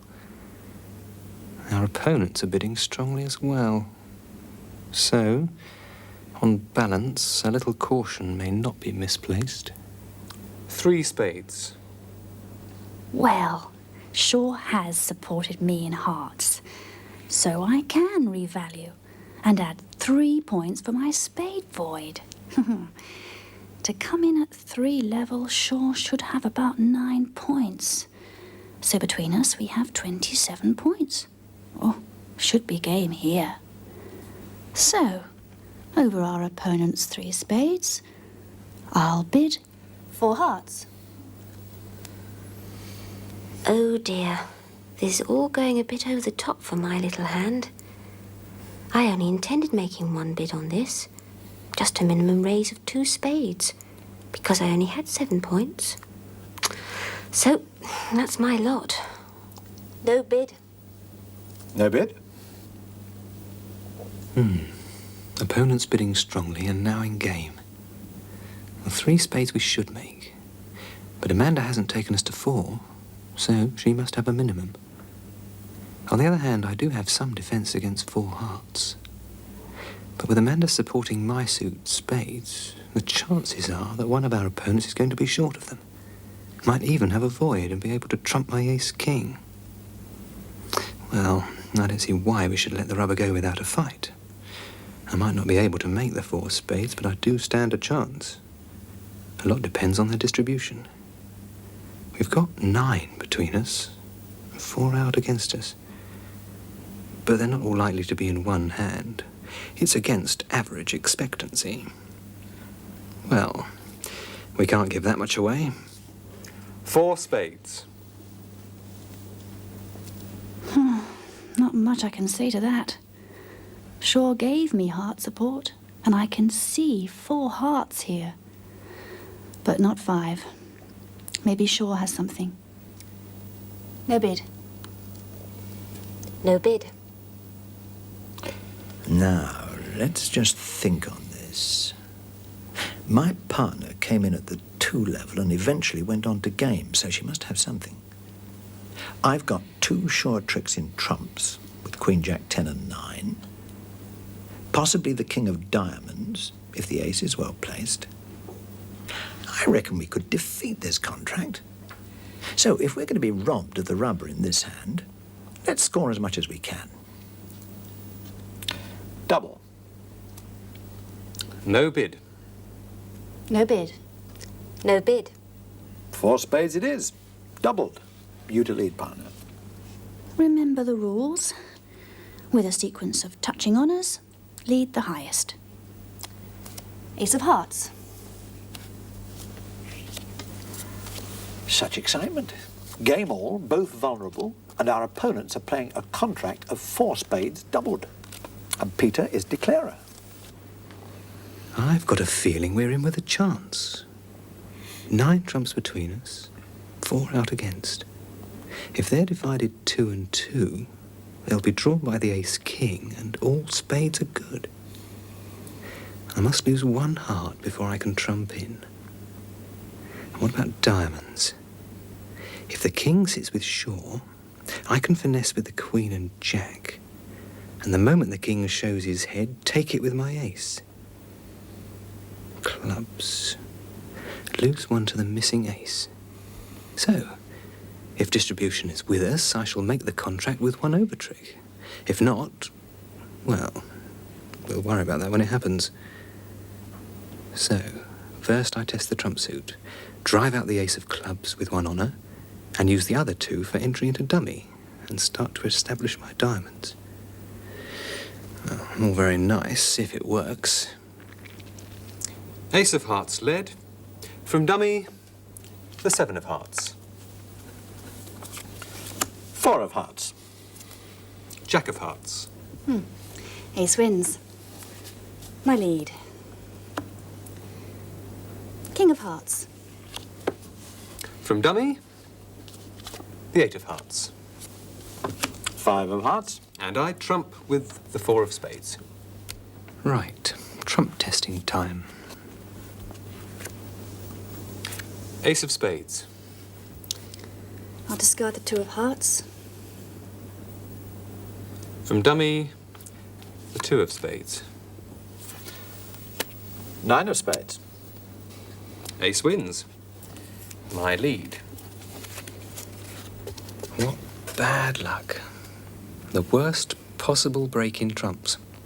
The Queen, Jack, 10-9 out against me and all in Shaw's hand. Oh, no wonder he doubled. What now? One thing's for certain, I mustn't continue with trumps for the moment. If I do, the moment Shaw gets the lead, he'll take out all the trumps and play on good hearts. 6 of clubs. Ace of clubs. From dummy, the Jack of clubs. 5 of clubs. Ace of clubs wins. My lead. 2 of clubs. From dummy, the Queen of clubs. 8 of clubs. 7 of clubs. Queen wins. Lead with dummy. Well, I still daren't return to trumps, and I must keep the King of clubs for re-entry into dummy. So let's try a little diamond finesse. From dummy, the 10 of diamonds. 6 of diamonds. 2 of diamonds. And the 4 of diamonds. 10 wins. Lead with dummy. Well, thank heaven something's going my way. The King appears to be with Shaw, and I have Queen Jack in my own hand to finesse again. From dummy, 3 of diamonds. King of diamonds. Ace of diamonds. 7 of diamonds. Ace wins. My lead. 3 remaining trumps out against me.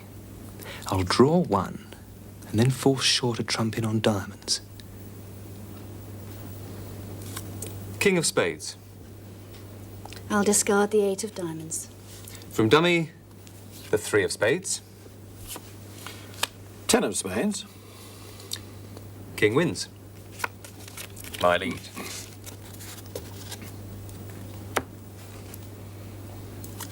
Queen of diamonds. I'll discard the 3 of clubs. From dummy, the 5 of diamonds. And I trump with the Jack of spades. Jack wins. You to lead, partner. Queen of spades. 5 of spades. Discard the 4 of clubs. From dummy, the 7 of spades. And I can lose no more tricks as all trumps are out. My Jack of diamonds is master, so is the King of clubs in dummy. 1, 2, 3, 4, 5, 6, 7, 8, 9. 1 down, doubled, vulnerable, 200 points. Well, that's about the best we could do in the circumstances, partner, but not an entirely unsatisfactory result for us. Yeah, I'll go along with that. And what did he say it would cost them? Well, now, normally it will be 50 points for 1 down, but as they are vulnerable, it is 100 points. And as I doubled them, 200 points to us. Well, we didn't do too badly out of it either, because I suspect if we hadn't outbid you and left you in 4 hearts, you'd have made it and won the rubber.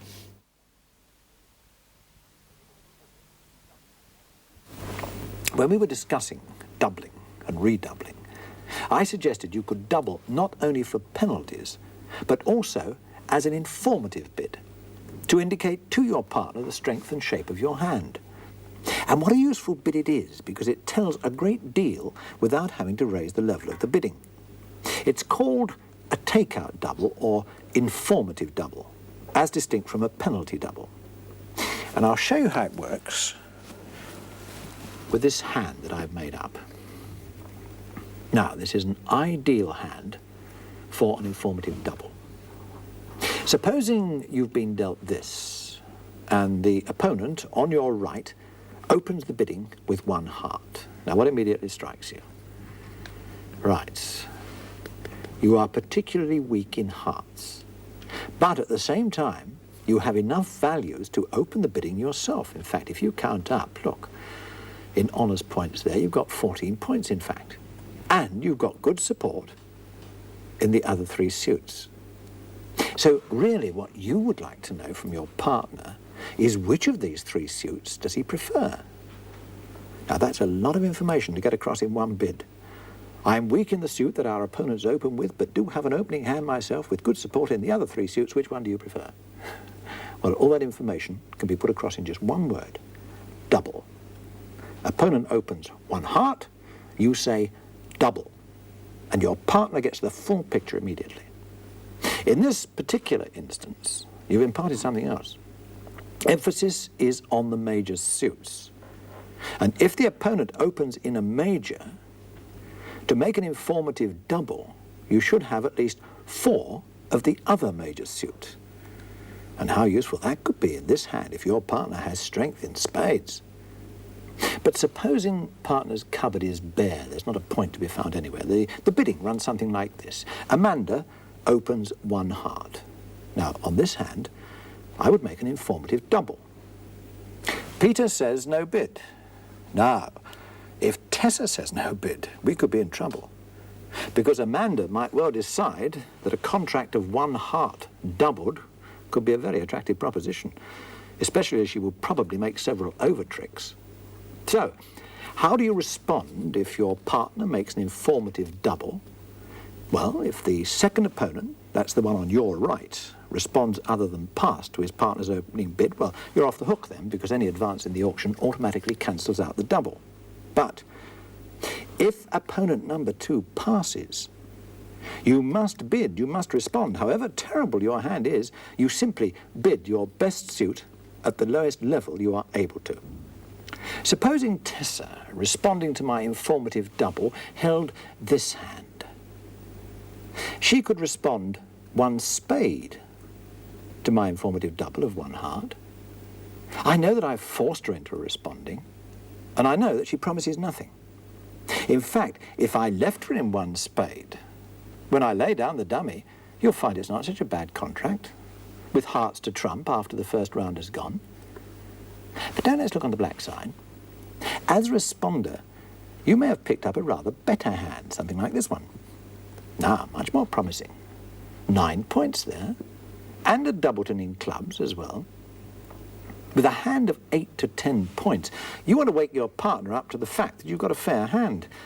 And bearing in mind that your partner's double of 1 heart promised at least 4 card support in the other major suit, spades, you've got no hesitation. You make a jump bid. 2 spades. It's an encouraging bid, but it's not a forcing bid, and once again, partner can make the decision whether or not to proceed from there. If he doubled on the minimum of 13 points, he'd probably leave the contract in 2 spades. But supposing as responder, you hold 12 points or more. Now, you know that your partner has at least 13 points, so you want to go for game. And on a hand like this, you have no doubts what game call it should be. So don't hesitate, get in there. 4 spades. Now let me shade it a little more. In this case, spades is obviously the suit, so you've got no doubts about bidding game. But supposing you have a hand that demands a game call, but the suit isn't quite so obvious.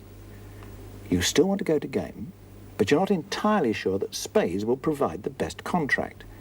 And yet you do want to assure your partner there are game-going values. You need a forcing bid of some kind. And the answer lies, believe it or not, in bidding your opponent's suit. In this case, it would be 2 hearts. It's called a Q bid. You've got no intention of playing in that suit, but you are insisting that bidding continues until you reach game.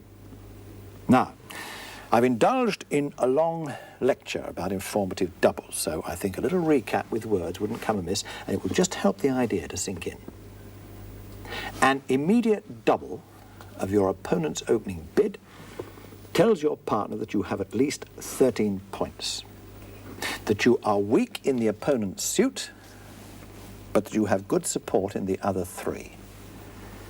Unless opponent number 2 makes a bid that cancels out the double, it is forcing and it demands a response from your partner. Even with no points at all, partner must bid the best suit. With 8 to 11 points, partner jump bids in his best suit. With 12 or more, partner bids game in best suit. If in doubt as to which is the best suit, then you Q bid by bidding your opponent's suit. Then bidding must continue until game is reached.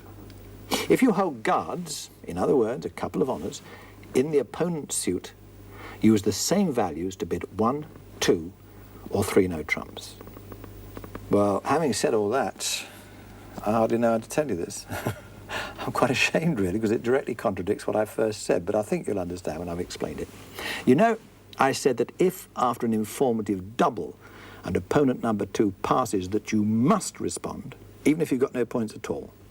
Well, there is just one type of hand where you can pass without giving your partner apoplexy. And that is when you are very strong and long in your opponent's suit with good trick-taking potential. Because then you are literally converting that informative double into a penalty double. Because with your partner's known minimum of 13 points and your length and strength in their suit, you are going to take your opponents to the cleaners, to use an old bridge term. In fact, you wouldn't even be averse to your partner leading a small trump, if only a singleton, just to get the massacre underway. 1 heart, doubled, perhaps even vulnerable as well.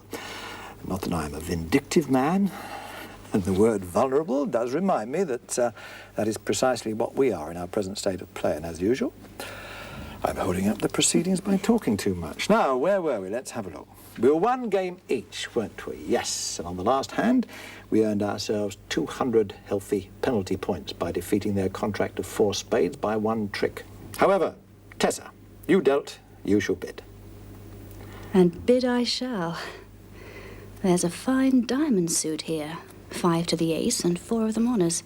And that's worth 100 bonus points if we gain the contract and play it in diamonds. Now let me value my hand. 13 points, including a distribution point for the 5th diamond. And that's all I need to open. 1 diamond. So, the bidding has opened. Can I overcall? I've obviously got to do something with a hand like this. 15 points all told, but no biddable suit.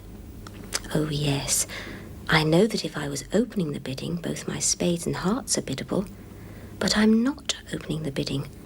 Tessa's already done that. And to overcall her bid, I need at least 5 of a suit. But at the same time, I obviously can't pass on this hand. So what to do?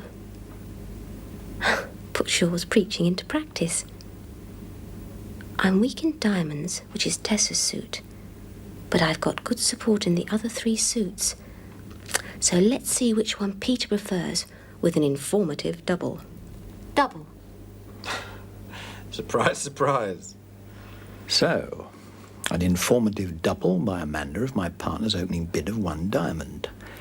What can I offer? Not a lot. No bid. And a no bid from Shaw means that I have to respond to my partner's informative double, which, looking at this hand, I am not averse to doing. 9 honours points. Spades is obviously my best suit, but if I bid 1 spade, it isn't going to give Amanda a true picture of my hand. That would indicate anything between no points and 7, With 9, I must jump bid. 2 spades. And with a jump bid to take out double, bang goes my dream of 5 diamonds and 100 honours. No bid. Well now, a jump bid showing a spade suit between 8 and 10 points. Let me revalue my hand. 15 points I had, but I can now add 1 more for the doubleton in diamonds, as we found a fit in spades. If Peter is maximum, then we have game values. If not, we can't be far off and stand a good chance. 4 spades. No bid. No bid. No bid. 4 spades it is then. Peter's declarer, Tessa, it's you to lead. Well, this doesn't take a lot of thought. Lead from the top of a sequence. And you can't get better than ace, king, queen, jack. Ace of diamonds. So, 4 spades is the contract. Amanda puts down the dummy. Ace of diamonds led. Now it's up to Peter as declarer to study the 2 hands and plan his strategy. 4 spades to make, which means we must take 10 tricks. Well, let's start by counting how many I'm likely to lose. Spades first. Ace, king, queen, jack between us. No losers there. Unless, of course, I'm really unlucky and the 5 missing cards are all with one opponent. Hearts. I have 1 loser. The ace is missing. Diamonds. I need only lose 2 tricks there, because I can trump as soon as the doubleton in dummy is exhausted. And there's a possible loser in clubs. 4 losers, and that's 1 too many. Now, how can I reduce the 4 losers to 3? Well, I can see 2 possibilities. If the missing hearts are divided 3 and 3 between our opponents, I can discard my 3rd club on dummy's 4th heart. And if that doesn't work, I can still finesse dummy's jack of clubs, hoping that Tessa has the queen. Right, that's the way to play it. From dummy, the 5 of diamonds.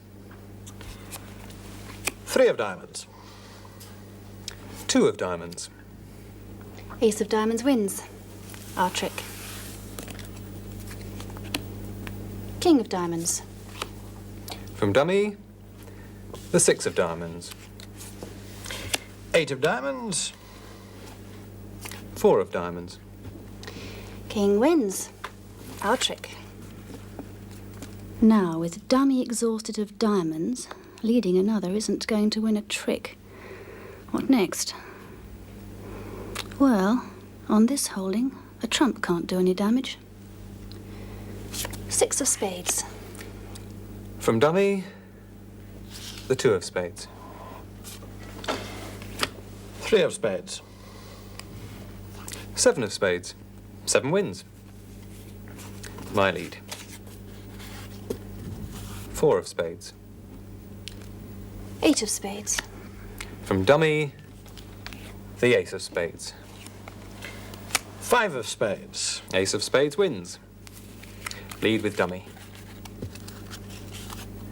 9 of spades. That's my 2 trumps exhausted, so I must discard. I discard the 2 of clubs. King of spades. 10 of spades. King of spades wins. My lead. So far, so good. Trumps broke well, 3-2. Now, to investigate the heart suit. I wonder if I'll be lucky and have them break 3-3. Well, there's only one way to find out. 3 of hearts. 2 of hearts. From dummy, the jack of hearts. The ace of hearts. Ace of hearts wins. You to lead, partner. 3 tricks we have. Only 1 more needed to defeat their contract. Now, where can we get it? Hearts seem the only possibility. Ace Jack gone, king in dummy, queen most likely with Peter, but if Tessa has the queen, my 10 will drive out the king. 10 of hearts. Queen of hearts. 7 of hearts. From dummy, the 5 of hearts. Queen wins. My lead. 4 of hearts. 9 of diamonds. From dummy, the king of hearts. 8 of hearts. King wins. And the lead's with dummy. That's a nuisance.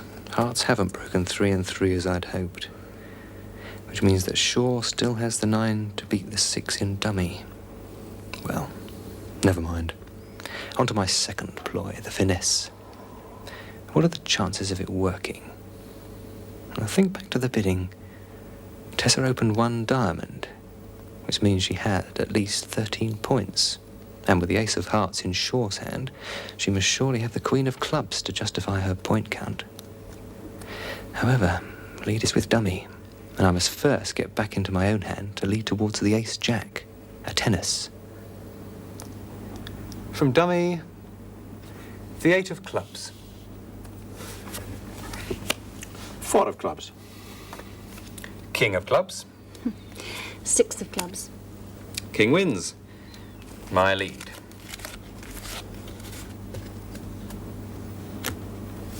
3 of clubs.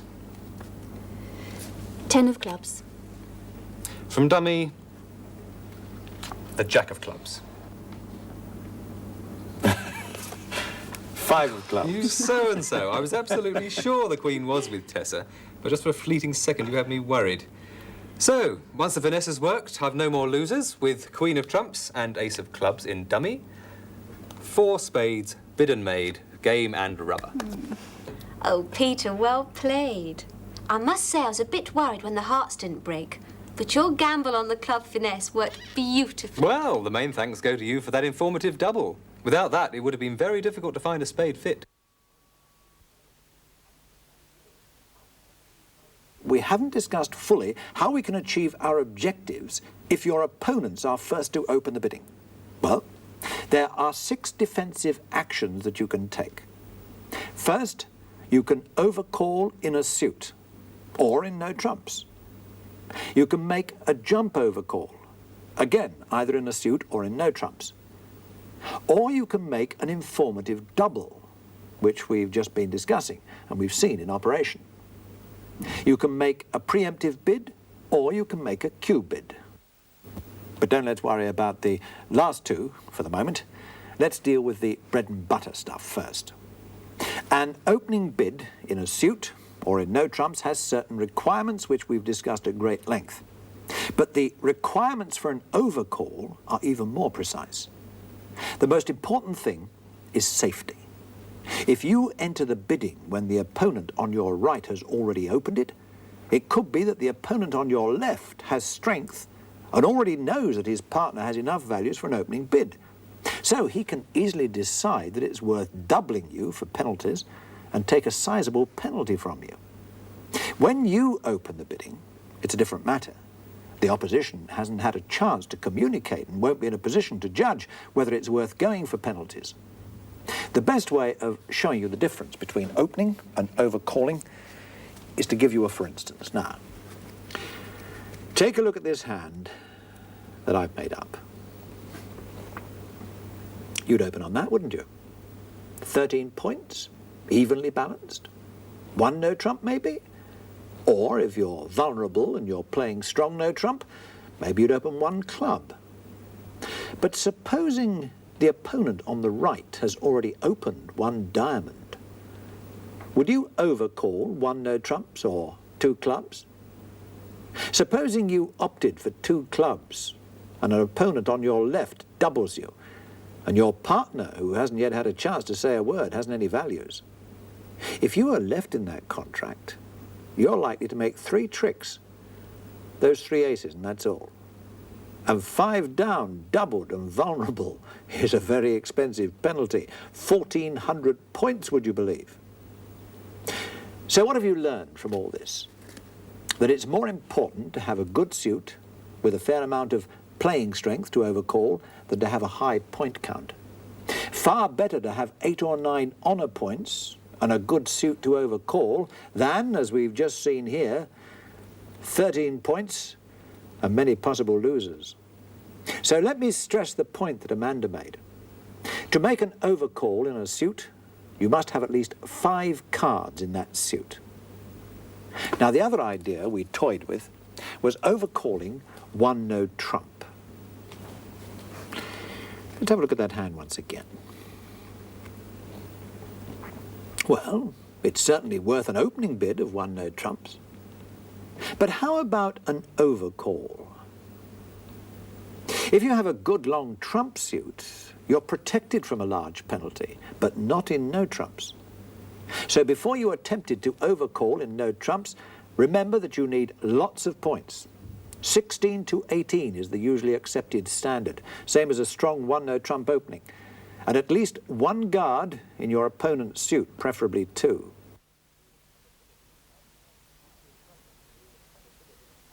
And are you still struggling with the rule of probability on how missing cards will divide? You remember, with an odd number of cards in a suit missing, they will probably divide the nearest to even. Let me show you. Thank you, Amanda. Supposing you've got 7 cards in a suit missing, right? They will probably divide 4 and 3. Or if there are 5 cards missing, probably 3 and 2. Or, just 3 missing, probably 2 and 1. But with an even number of cards missing, they will probably break nearest to even, but not even. Peter, thank you. In other words, supposing you have 10 cards in a suit missing, God forbid you should, but you never know. Now, they will probably divide 6 and 4, or 8 missing, divide 5 and 3, 6 missing, probably 4 and 2, or just 4 missing, probably 3 and 1. If you want an easy way to remember it, just say odd numbers will divide in your favour and even numbers against it. But for heaven's sake, don't leave out that word probably.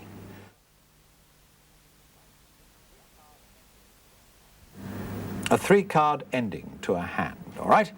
That is dummy, and this is you. We won't bother about our 2 opponents for the purposes of this demonstration. Now, what could be easier than cashing these last 3 winners?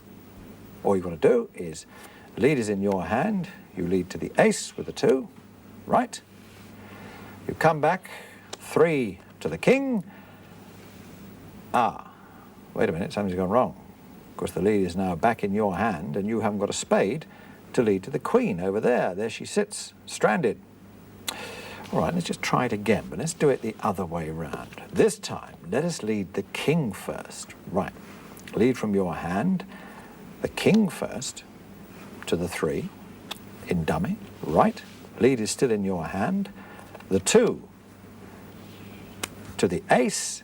Now the lead is in dummy, and there she sits in all her glory, ready to take the next trick. There's no con about it, just a simple rule to follow. Play off the high cards first from the hand with the shorter holding, and you should follow that principle even when you're establishing a suit.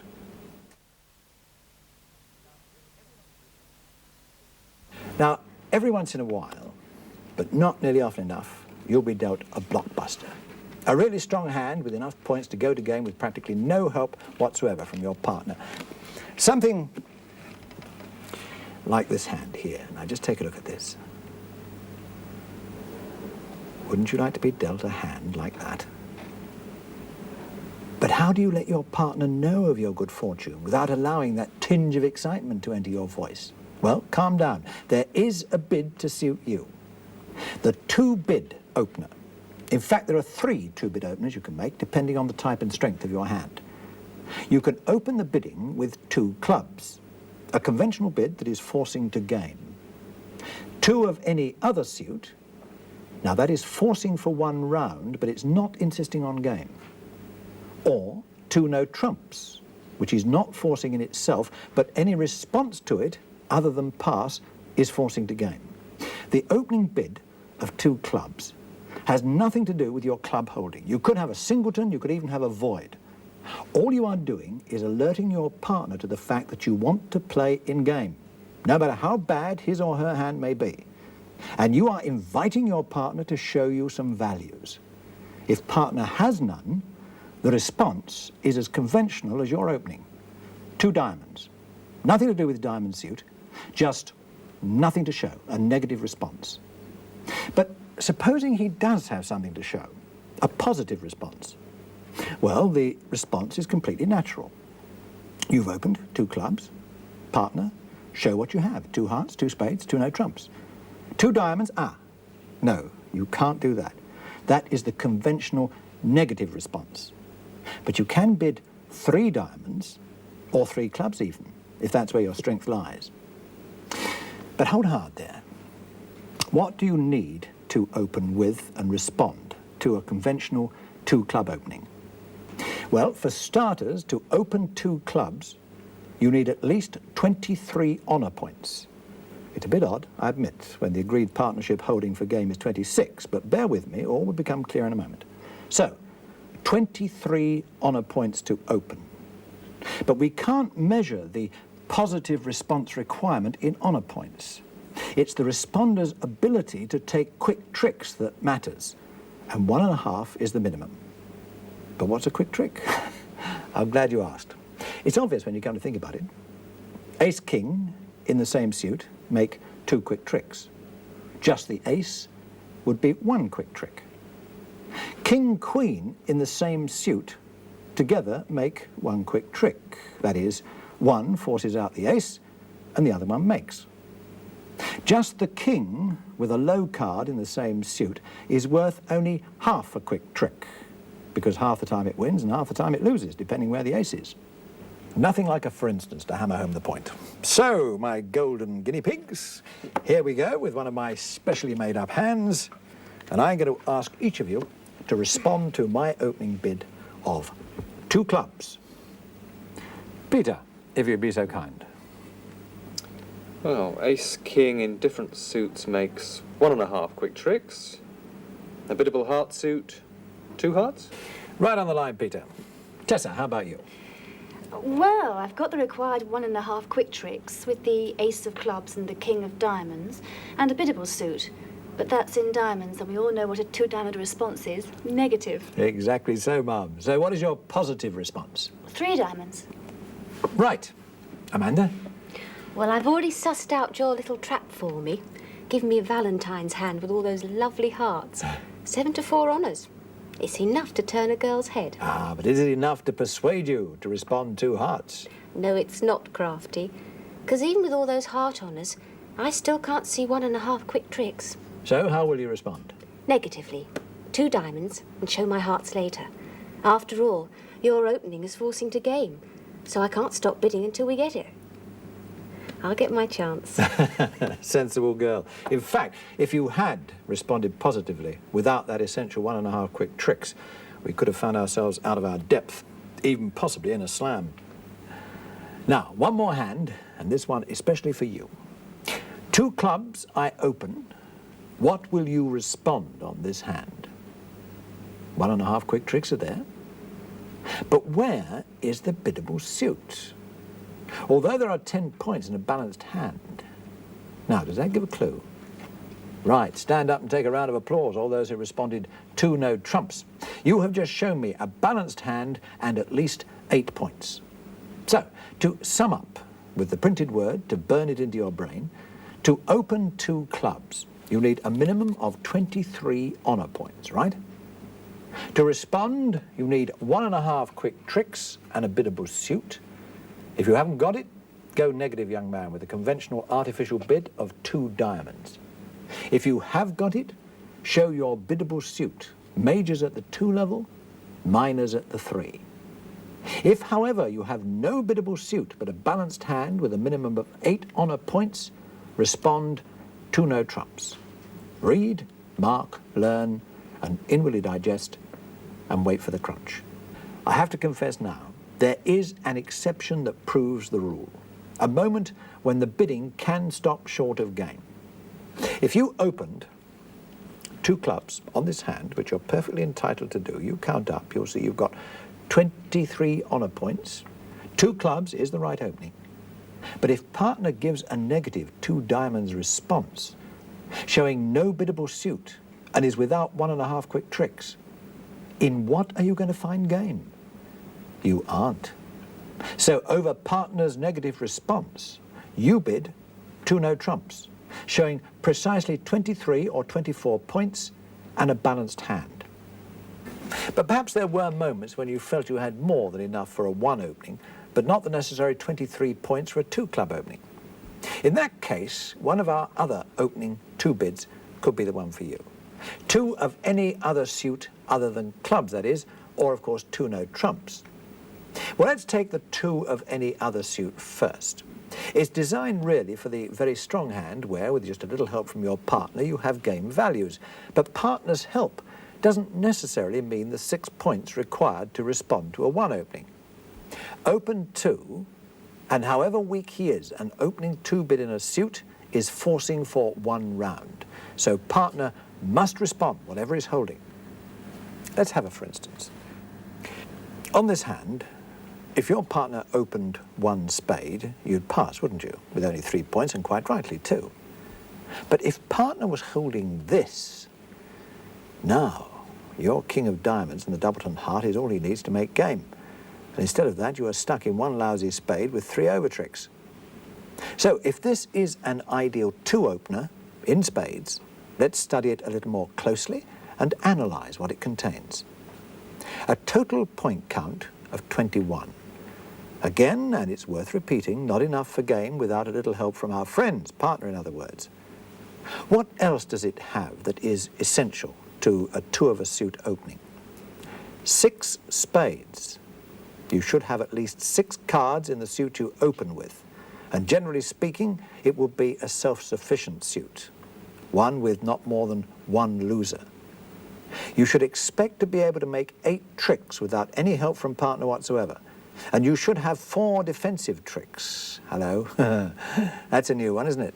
Haven't heard that one before, defensive tricks. Well, don't panic. It's our old friend, the quick trick, the almost dead certainty. Ace, king, ace, etc. So, at least 6 in the suit and 4 defensive tricks, and the opening bid is quite natural, showing the suit that you have strength in. 2 spades in this particular case. Now, just to get your eye in, decide for yourself whether this hand has the qualifications for a 2 diamond opener. What do you think? 6 card suit, 4 defensive tricks with the ace king of diamonds and the 2 outside aces, 8 playing tricks. I would say so, wouldn't you? So I open 2 diamonds. Right, you've got the general idea of opening 2 of a suit other than clubs. But what about the poor old responder? He is forced to respond whether he has anything or not. Now, the first thing you need is a negative response. One that says loud and clear, I've got very little, maybe nothing. Well, there is a conventional bid to cover just that. Just as the negative response to a 2 club opener is 2 diamonds, so the negative response to 2 of any other suit is 2 no trumps. It doesn't mean you want to play it in no trumps or have a balanced hand or anything like that. It simply means I have little or nothing. On the other hand, if you have something, even say 1.5 tricks or 8 or 9 points, you can give a positive response, showing another suit or raising partner's own suit. Remember, he has at least 6 of his opening suits, so it's not so imperative that you have 4 to support him. 3 small ones or a doubleton honour would do. And by the same token, if he has 8 sure tricks, a positive response from you would be forcing to game. So, our third possible 2-bid opening, 2 no trumps. Not forcing, partner can pass. Possibly the simplest of all 2-bid openers to judge because its rules and requirements are very definitely defined. 20 to 22 honour points. Distributional points are of no use in a no-trump contract. A balanced hand with the high cards well shared out. Responding to such an opening is equally straightforward. You know partner's holding to within a couple of points. You know his distribution. Your negative response is quite simple. Pass, no bid. Between us, you are saying, we just do not have enough to go for game. However, if you have 5 points or more, you know you have values for game. It's just a question of the best contract. So the response is forcing. That is forcing to game. If responder also has a balanced hand, well, then the game is obviously 3 no trumps. If, however, a long suit suggests that a suit contract would be better, then you respond with 3 of that suit. But beware of 3 clubs. Why? Because our old friend Sam Stayman is still lurking in the wings. You remember Sam, the 2-club man? Well, the Stayman conventional response to a 1 no trump opening asking partner to show a 4-card major, the same convention can be applied to a 2 no trump opening. 3 clubs, response, asks for a 4-card major. If the opener hasn't got one, he negatively bids 3 diamonds. If he has, he shows it at the 3 level, still leaving the game contract to be decided. But enough of this lecturing. It's time we got back to our friendly competition. Our 3rd and final rubber in this series.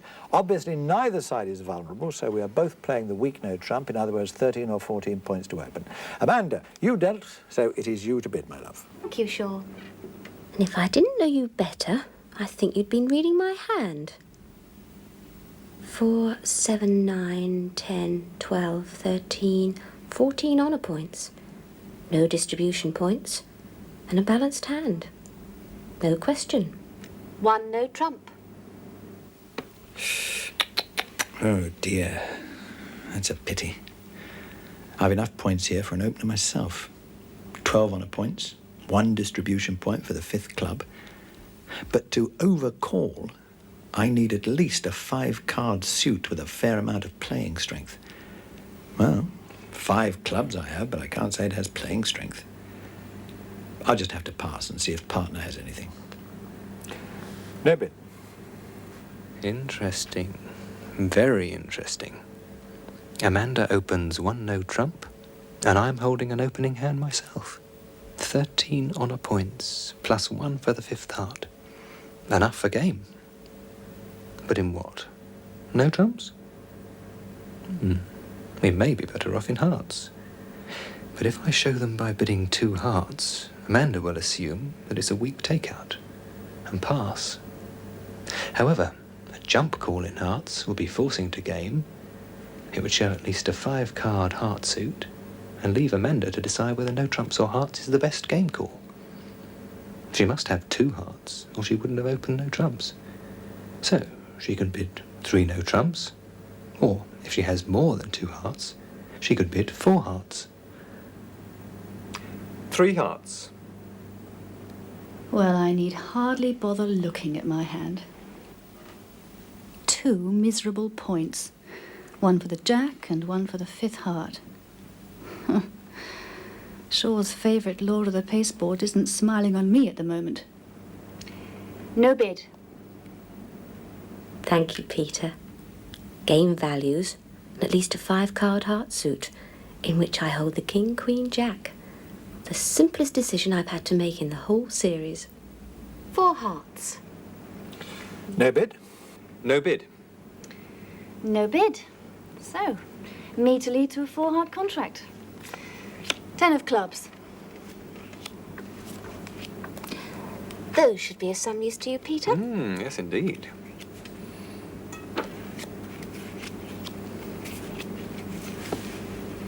A very pleasant sight. On the face of it, force out the ace of clubs and the king of diamonds, and there are at least 10 top tricks. But I'm not at all happy about that 10 of clubs lead. It can't be the 4th highest, and it can't be top of a sequence, as the 9 is in dummy. The most likely reason for leading it is that it's a doubleton, or worse still, a singleton, in which case I'll lose 2 tricks straight away. Shaw must have the ace of clubs, and he's bound to lead back a club, which Tessa will trump. What then? Well, she can't get the lead back to Shaw, because I have all the other controls. Ace of spades, hearts and diamonds. So, I'll draw trumps, and then get rid of my spade loser on dummy's fourth club. But what if Tessa leads a spade and removes my ace as an entry into dummy? With 5 trumps out against me, it may take 3 or 4 rounds to draw them, which means I'll have no immediate entry into dummy, and the club suit will be blocked. Unless... From dummy, the 4 of clubs. Ace of clubs. Queen of clubs. Ace wins. Our trick. My lead. 8 of clubs. The king of clubs. I trump with the 3 of hearts. From dummy, the 5 of clubs. 3 of hearts wins. Our trick, you to lead, partner. Next move is to knock out the spade control in dummy. And that I can try with... The 2 of spades. From dummy, the ace of spades. 6 of spades. 4 of spades. And the ace of spades wins. Lead with dummy. From dummy, the king of hearts. I discard the 2 of clubs. 2 of hearts. And a 4 of hearts. King of hearts wins. Lead still with dummy. Oh, that's a nuisance. The missing hearts have broken 5-0. Unusual and unexpected. But now I've unblocked my clubs, it won't affect the final outcome. Just means I have to draw 1 extra round of trumps. From dummy, the queen of hearts. I discard the 7 of diamonds. 5 of hearts. And the 6 of hearts. Queen of hearts wins. And the lead is still with dummy. From dummy, the jack of hearts. I discard the 3 of clubs. And I overtake with the ace of hearts. And the 7 of hearts. Ace wins. Now the lead's with my hand. 4 of the 5 missing hearts have fallen, so we'll have the 5th. 10 of hearts. 8 of hearts. From dummy, I discard the 3 of spades. I discard the 7 of clubs. And 10 of hearts wins. Still my lead. And now to cash my established club winners in dummy. 6 of clubs. And I'll discard the 5 of spades. From dummy, the jack of clubs. I discard the 9 of spades. And jack of clubs wins. Now the lead's with dummy. From dummy, the 9 of clubs. I discard queen of spades. And I discard the 10 of spades. And I'll discard the 8 of spades. And the 9 of clubs wins. Lead still with dummy. And having discarded my losing spade 10 on the club 9, I'll take the gamble on the king of diamonds being a singleton for a possible overtrick. From dummy, the 6 of diamonds. 9 of diamonds. Ace of diamonds. And the 2 of diamonds. Ace of diamonds wins. My lead.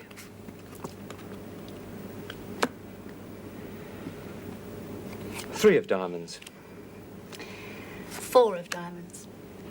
From dummy, the jack of diamonds. King of diamonds. King wins. My lead. Well, don't think too hard, Shaw, because whatever you lead, the last 2 are mine. The last trump and the master queen. 4 hearts bid and made.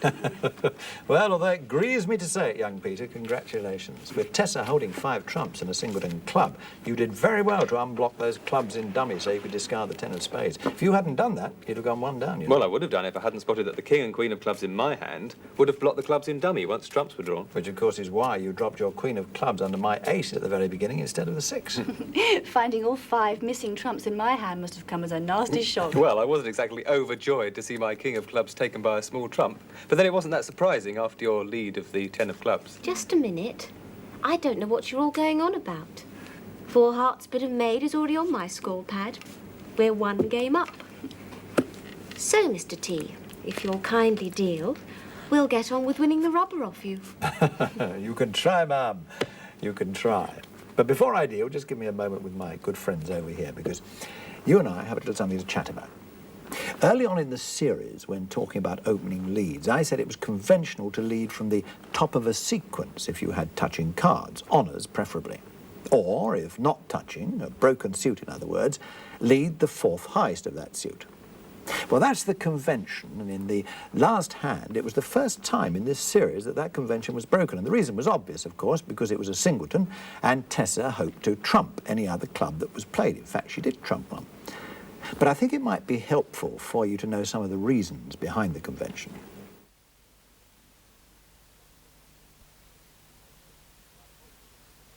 Now, you could write a whole book about this, so let me concentrate on just one reason. The information that it conveys to your partner. Let's take top of a sequence, touching honours first. If you lead with an ace, partner knows that with rare exceptions, you have the king. If you lead the king, he knows you have the queen, but not the ace, and so on down the line.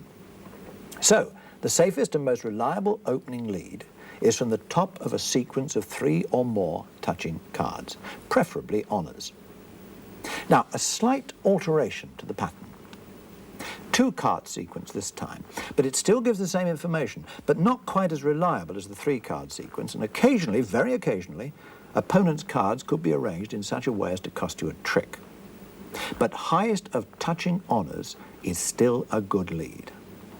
But what about that broken suit that I mentioned? Far more often, you would decide to lead from a suit like this. And here, the conventional lead would be the 4th highest. The 5, in fact. But why? Why not the 3rd highest?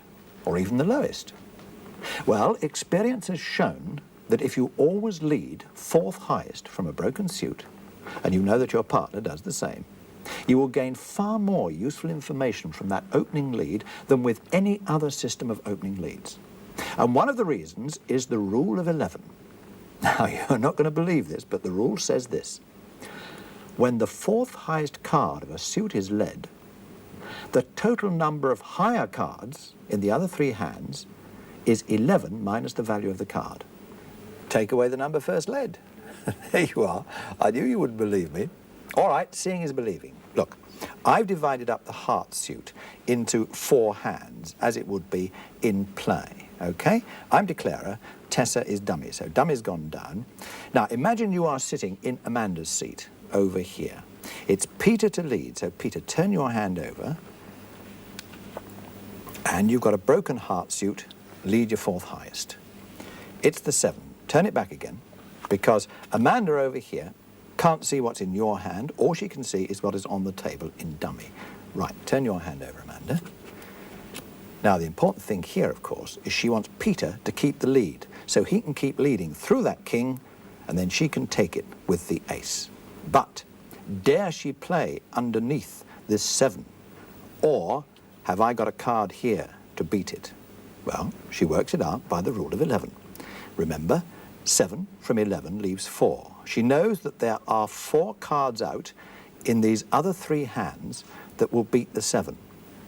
There's one, she says. There are 3 more. So that's the 4 cards that'll beat that 7. She now knows that I can't beat it. So she can afford to play under it. Assuming I play the 2 from dummy, she plays the 3. Is she right or is she wrong?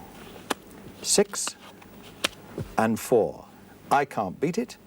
Peter wins the trick. He's still got the lead. He can go on leading through that king until Amanda takes it with the ace.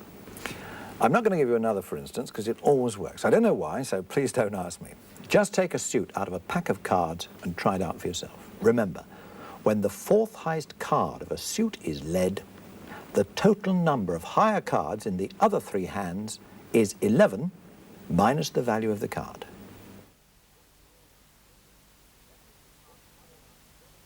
Let me impart one last convention to you. It's just for those bridge players who might be watching who feel that life isn't really complete until the name of Blackwood is mentioned. I don't know where they get these names. He's got to be an American, of course. Well, just like Sam Stayman, Easley was casting around one day for a little used bid that could be adapted artificially to make an inquiry, to get a specific bit of information from your partner. And easily Blackwood lighted upon the bid of 4 no trumps. Well, it's not used a great deal because 3 no trumps is enough for game, so who wants to break their neck for another 30 measly points? Aha, said Easley. We could harness that bid to find out how many aces partner has got. If I bid 4 no trumps, you respond artificially with how many aces you hold. Not which aces, simply how many. If you hold none, you respond 5 clubs. The same if you hold all 4. There can be no misunderstanding here, as the previous bidding will indicate which is which. Now, if you hold 1 ace, you respond 5 diamonds. If you hold 2 aces, you respond 5 hearts. If you hold 3 aces, you respond 5 spades. It's simple to remember because they rise in the same ranking as the suits: clubs, diamonds, hearts and spades. Now, while you study that, you'll appreciate just how useful Blackwood is when you are investigating the possibilities of a small or a grand slam. Now, having discovered how many aces you have between you, you can carry the convention on in the same way to discover kings. 5 no trumps, following the response to 4 no trumps, is asking partner to enumerate his kings. It's the same again. None or 4, he bids 6 clubs. 1, bid 6 diamonds. If you hold 2 kings, you bid 6 hearts. If you hold 3 kings, you bid 6 spades. From your holding, it immediately becomes crystal clear whether the club bid means you've got none or you've got all 4 kings. Logically, of course, you wouldn't be inquiring about kings unless you were assured that you hold all 4 aces between you, because already you're committed to 6 tricks and probably heading for a grand slam. Now, isn't that a honey? Can you wonder that Easley Blackwood's bright idea became a full-blooded convention? There are a couple of others, like cue bidding and the Nunes Grand Slam Force, thought up by our own Uncle Jack, but that's for another place at another time. Right now, it's my deal, I think. And with Peter and Amanda 1 game up in the last rubber, we have some very serious bridge to play. So if partner and I are to win the session, we need to do a little levelling up. And I am sitting with just the sort of hand that might do it. A possible 2 opener. Now, let's check it out against the requirements that I mentioned and see if I'm right. 6 cards, at least, in the suit I open with. No problem there. 6 spades I have. But can I see 8 playing tricks? In other words, make 8 tricks without any help at all from my partner? Well, it would be a really unlucky distribution if the jack of spades didn't fall to ace, king or queen. So, assuming 6 spades plus the ace, king of hearts, that's my 8.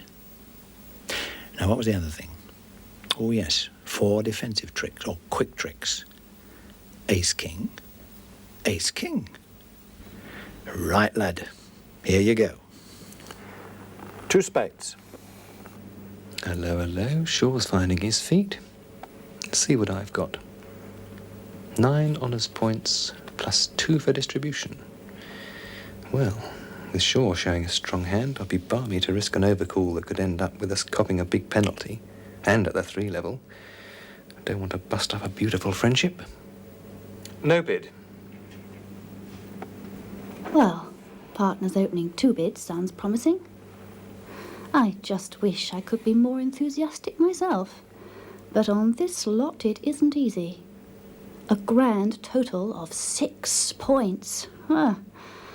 In fact, even if partner had opened 1 spade, I'd have passed. But a 2 bid is forcing for 1 round. I mustn't pass. So a negative response would seem to be the order of the day. 2 no trumps. No bid from Peter, and I can't do any better. 10 honours points. No distribution points. In fact, No bid. Not exactly the enthusiastic response I would have liked. Let's review the situation. I don't need a lot from partner, just a few values. And I'd hardly want to play this hand in no trumps. And I've got to speak again anyway. So, can't do any harm to show my second suit. 3 hearts. No bid. Ho ho. 2 spades, 3 hearts. And I've 3 low cards in each suit. But Shaw should have at least 6 of his first suit. So I'm going to have to put him back into spades. But at what level? If I make a simple preference bid of 3 spades, he'll probably pass, particularly after my negative 2-no trump response.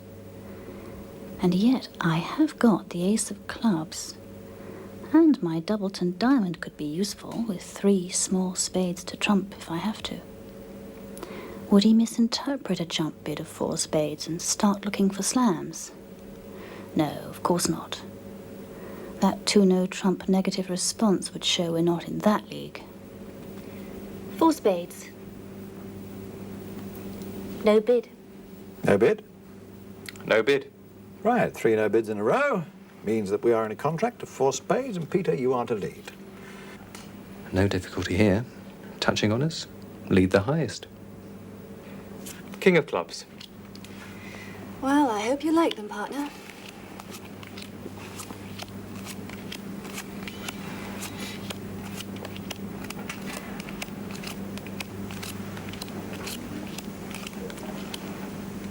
Ten tricks I must make. 3 losers I can afford. Let's see. 9 trumps between us. No losers there, I hope. I must lose 1 heart, possibly 2. No losers in clubs, with a singleton in my hand and the ace in dummy. But 2 certain losers in diamonds. Oh dear, no, I can't afford that. If I'm to make this contract, I've got to save a trick somewhere. And that can only be in hearts. If the missing 6 hearts divide 3-3, I'm all right. I'll be left with the 13th as master. But the old rule says they're likely to break nearest to even, but not even. In other words, 4-2. Same with trumps. 4 outstanding. And if I can draw them in 2 rounds, I'll have a trump left in dummy to ruff a heart if they don't break even. Yes, but what if I play 2 rounds of trumps and find that the law of averages has triumphed yet again and the trumps break 3-1? Oh dear, I can see what would happen then. When I play the 3rd heart, our opponents will win it and still have an outstanding trump to draw the 1 still in dummy. And bang goes my chances of trumping the 4th heart. All right, let's look on the dark side. Let's expect a 4-2 break in hearts and a 3-1 break in trumps. Now, is there any way of getting home in that situation? Yes, I think there is. It's just a question of timing. So long as all the outstanding trumps are not in one hand. From dummy. Ace of clubs. 9 of clubs. 7 of clubs. Ace wins. Our trick. Lead is with dummy. From dummy. 2 of spades. 7 of spades. Ace of spades. 9 of spades. Ace of spades wins. My lead. Right. That's the first hurdle over. The trumps are not divided 4-0. Now, before we draw any more trumps, let's have a look at hearts. I've got to lose 1. So the answer is to lose it now. It would be stupid to play the ace-king and have them take control on the 3rd round. They might be able to lead a 4th round of hearts, which the other opponent could trump if they have 2 trumps each. So, lose the heart now and keep control. 3 of hearts. 5 of hearts. From dummy, the 2 of hearts. 9 of hearts. 9 of hearts wins. Our trick. My lead. King of diamonds. 4 of diamonds. The 7 of diamonds. From dummy, the 9 of diamonds. King of diamonds wins. Queen of diamonds. 8 of diamonds. 2 of diamonds. And from dummy, the Jack of Diamonds. Queen of Diamonds wins. Still my lead. And with Dummy's diamonds exhausted, there's not much future in going on with those. Peter led the King of Clubs, so should have the Queen. Ace is gone, so 2 of Clubs. I trump with the 10 of Spades. 5 of clubs. From dummy, the 3 of Clubs. 10 of Spades wins. Our trick, my lead. Now I can afford to test trumps once again. 2 still outstanding. Have the gods smiled on me and given 1 to each opponent?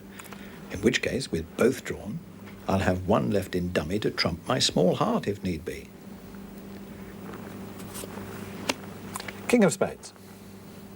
I discard the 3 of diamonds. From dummy, the 3 of Spades. 8 of Spades. King of Spades wins. Our trick, my lead. So the gods don't smile on me. Still 1 trump outstanding, the Jack. And that's with Amanda. Well, thank heavens I don't have to lose the lead now and let her draw dummy's last trump before I can test the heart suit.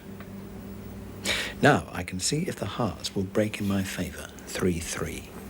And if they don't, I still have the chance that it is Amanda who's sitting with 4 of them and won't be able to over-trump dummy because she'll have to follow suit.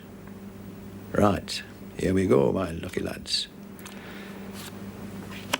Ace of Hearts.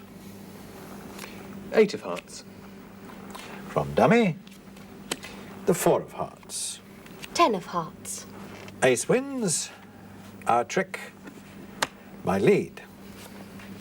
King of Hearts. I discard the 5 of diamonds. From dummy, the 6 of Hearts. Jack of Hearts. King of Hearts wins. My lead. And I can hardly wait. It's worked. Magic. Amanda has the outstanding trump, but poor darling, she's also got the other heart. And that means she'll have to follow suit as I lead my last losing heart and then trump it with dummy's 5 of Spades. 7 of Hearts. I discard the 6 of diamonds. I trump from dummy for the 5 of Spades. Queen of Hearts. 5 of Spades wins. The lead is with dummy. From dummy, the 4 of Clubs. Jack of Clubs. I trump with the 4 of Spades. 10 of clubs.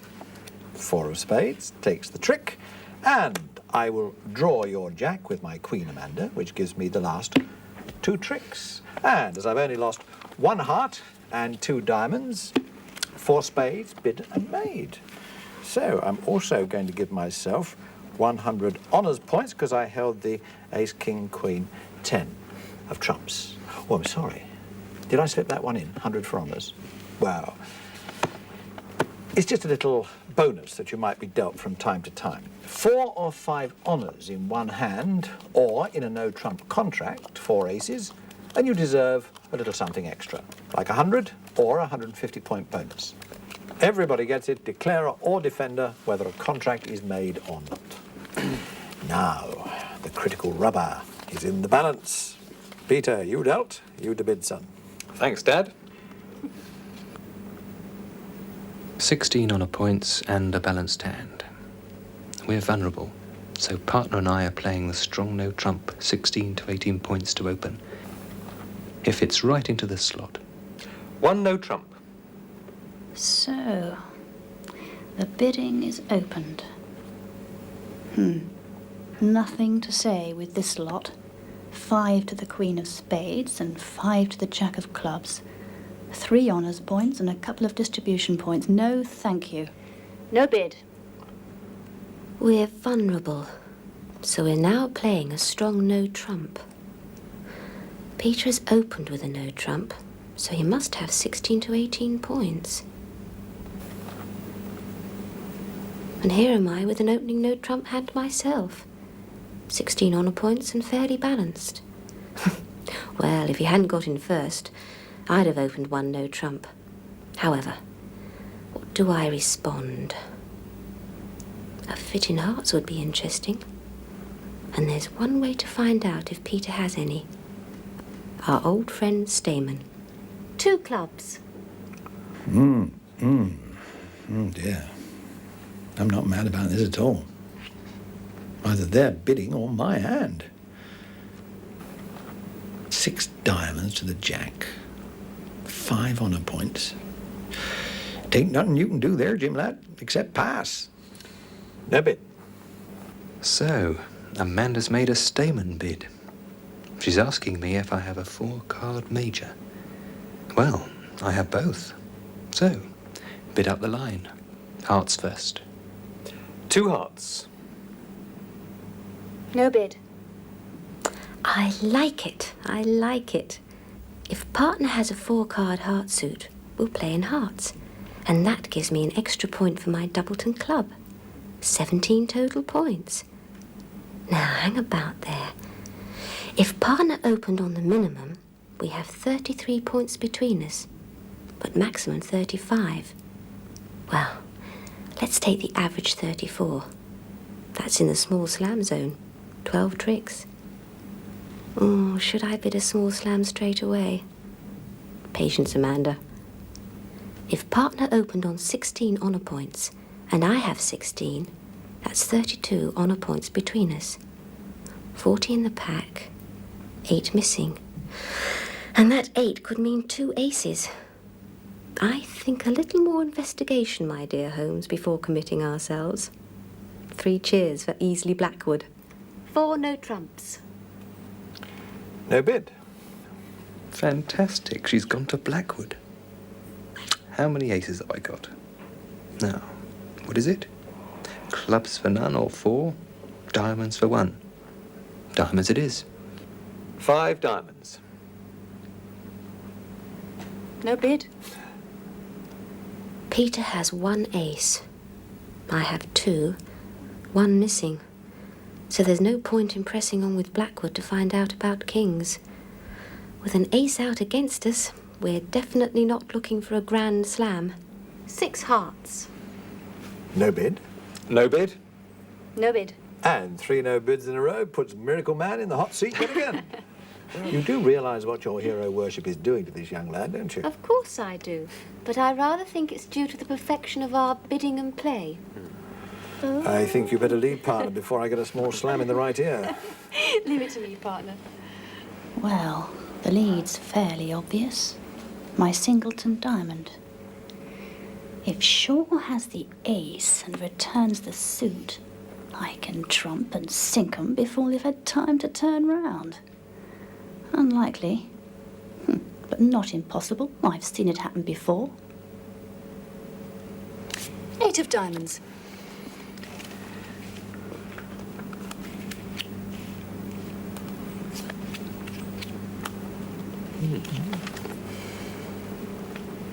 Yes, indeed. Thank you very much, Amanda. 12 tricks to make, so we can only afford 1 loser. Trumps are solid. Ace, king, queen, jack between us. Ace of clubs is missing, so we lose 1 trick there. Diamonds? No losers.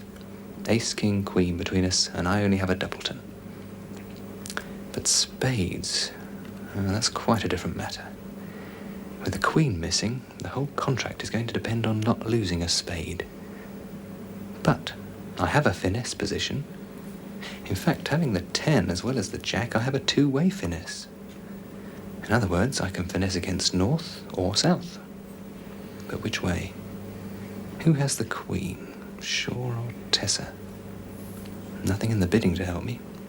So, the answer is to play everything else except spades and see what clues I can pick up as we go. A little trump drawing, I think, as soon as I'm in.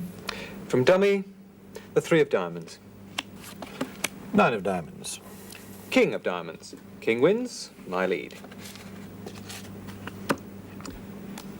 King of hearts. 2 of hearts. From dummy, the 4 of hearts. 6 of hearts. King of hearts wins, my lead. Queen of hearts. 3 of hearts. From dummy, the 8 of hearts.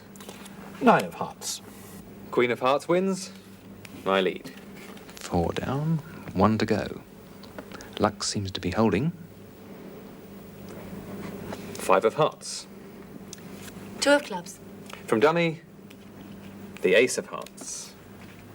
10 of hearts. Ace of hearts wins. Lead with dummy.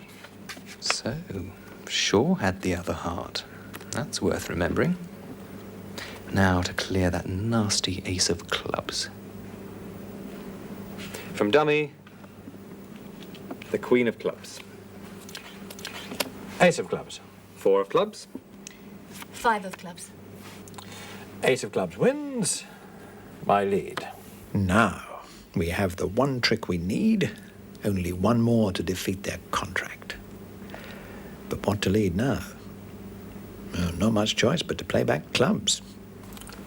10 of clubs. King of clubs. 6 of clubs. From dummy, the 7 of clubs. King wins. My lead. I said I'd stay away from spades until the last, and that's exactly what I'm going to do. So, might as well trump my last club with dummy's last trump. 8 of clubs. 9 of clubs. And I trump with the jack of hearts. 3 of clubs. Jack wins, and the leads with dummy. From dummy, the ace of diamonds. 2 of diamonds. 5 of diamonds. I can't follow suit, so I'll discard the 3 of spades. Ace of diamonds wins. Lead with dummy. Very interesting indeed. Tessa had a singleton diamond, which gives the sinister Shaw 6 of them. Again, well worth remembering. From dummy, the queen of diamonds. 4 of diamonds. I can't follow suit, so I discard the 5 of spades. Nor can I, so I'll discard the 4 of spades. Queen of diamonds wins. Lead with dummy. Well, the agony's nearly over. All I need is a little bit of luck. One more diamond to come from dummy to fall to my lurking trump. From dummy, the 6 of diamonds. 7 of diamonds. And I trump with the 7 of hearts. And as I can't follow suit, I'll discard the jack of clubs. My trump wins. My lead. 9 tricks we have. 3 more we need. And we're down to the last 3 cards. To make them all, I have to finesse. I've got to pick up the missing queen of spades. To do that, I can play a small spade to dummy, and if Tessa has the queen, play the 10, which must win because I have the ace-jack. Or I can play a small spade to dummy's king and lead a small one back to finesse the jack if Shaw has the queen. But which one has it? Well, we'll soon find out. I'll lead my ace, and if my calculations are right, Shaw only holds a singleton spade, and if that's the lovely lady, she will fall. If not, well, next time round I lead through Tessa to finesse the 10. Ace of spades. 8 of spades. From dummy, the 2 of spades. 7 of spades. Ace of spades wins. My lead. So, Shaw's only spade is a 7. Tessa holds the queen. Finesse the 10, and the king takes her. 6 of spades. 9 of spades. From dummy, the 10 of spades, which has to win, Shaw, because you have no more spades. I think you've been peeking. Well, if you're going to play it like that, I'll discard the 10 of diamonds. And I'm quite sure, Tessa, you will allow your lovely queen to be taken by my king. 1 small slam, bid and made, game and rubber. Thank you very much. Peter, you're wonderful. Well, I wouldn't say wonderful. Crafty, maybe. Clever, even. All right, Mastermind, how did you know which way to finesse? How did you know I had a singleton spade? Just by counting. You followed to 3 rounds of trumps and 3 rounds of clubs, Right. including the one I trumped in dummy. Now, Tessa's opening lead was a diamond, but when she couldn't follow diamonds on the second round, I knew the opening lead had to be a singleton, which meant that you had 6 of them. 3 trumps, 3 clubs, 6 diamonds, which makes 12, leaving 1 more, which had to be a spade. Unless you happen to be playing with 14 cards. I got a feeling Uncle Jack Newnes has been giving you private lessons. All right, partner, what should we score them for that? Well, I make a small slam, vulnerable, bid and made, game and rubber. 1,430 points. 180 for the 6 hearts at 30 points a trick. 750 for the small slam, vulnerable. And 500 for a 3-game rubber. I don't know what you're smiling at. I've just worked out that over the 3 rubbers we've played on this session, these 2 have won 7 points, 700 in other words, and at 10 pence a 100, that's 70 pence each we owe them. And I wrote the script. I must be mad. Meanwhile, from Amanda. Goodbye. From Tessa. Goodbye. From Peter. Goodbye. Special goodbye from Uncle Jack Newnes. And from me. Goodbye and good bridge. Bye-bye. Right, you 3. Come on. I think you deserve a break. I might even be forced into go on buying your drink. That can't be bad.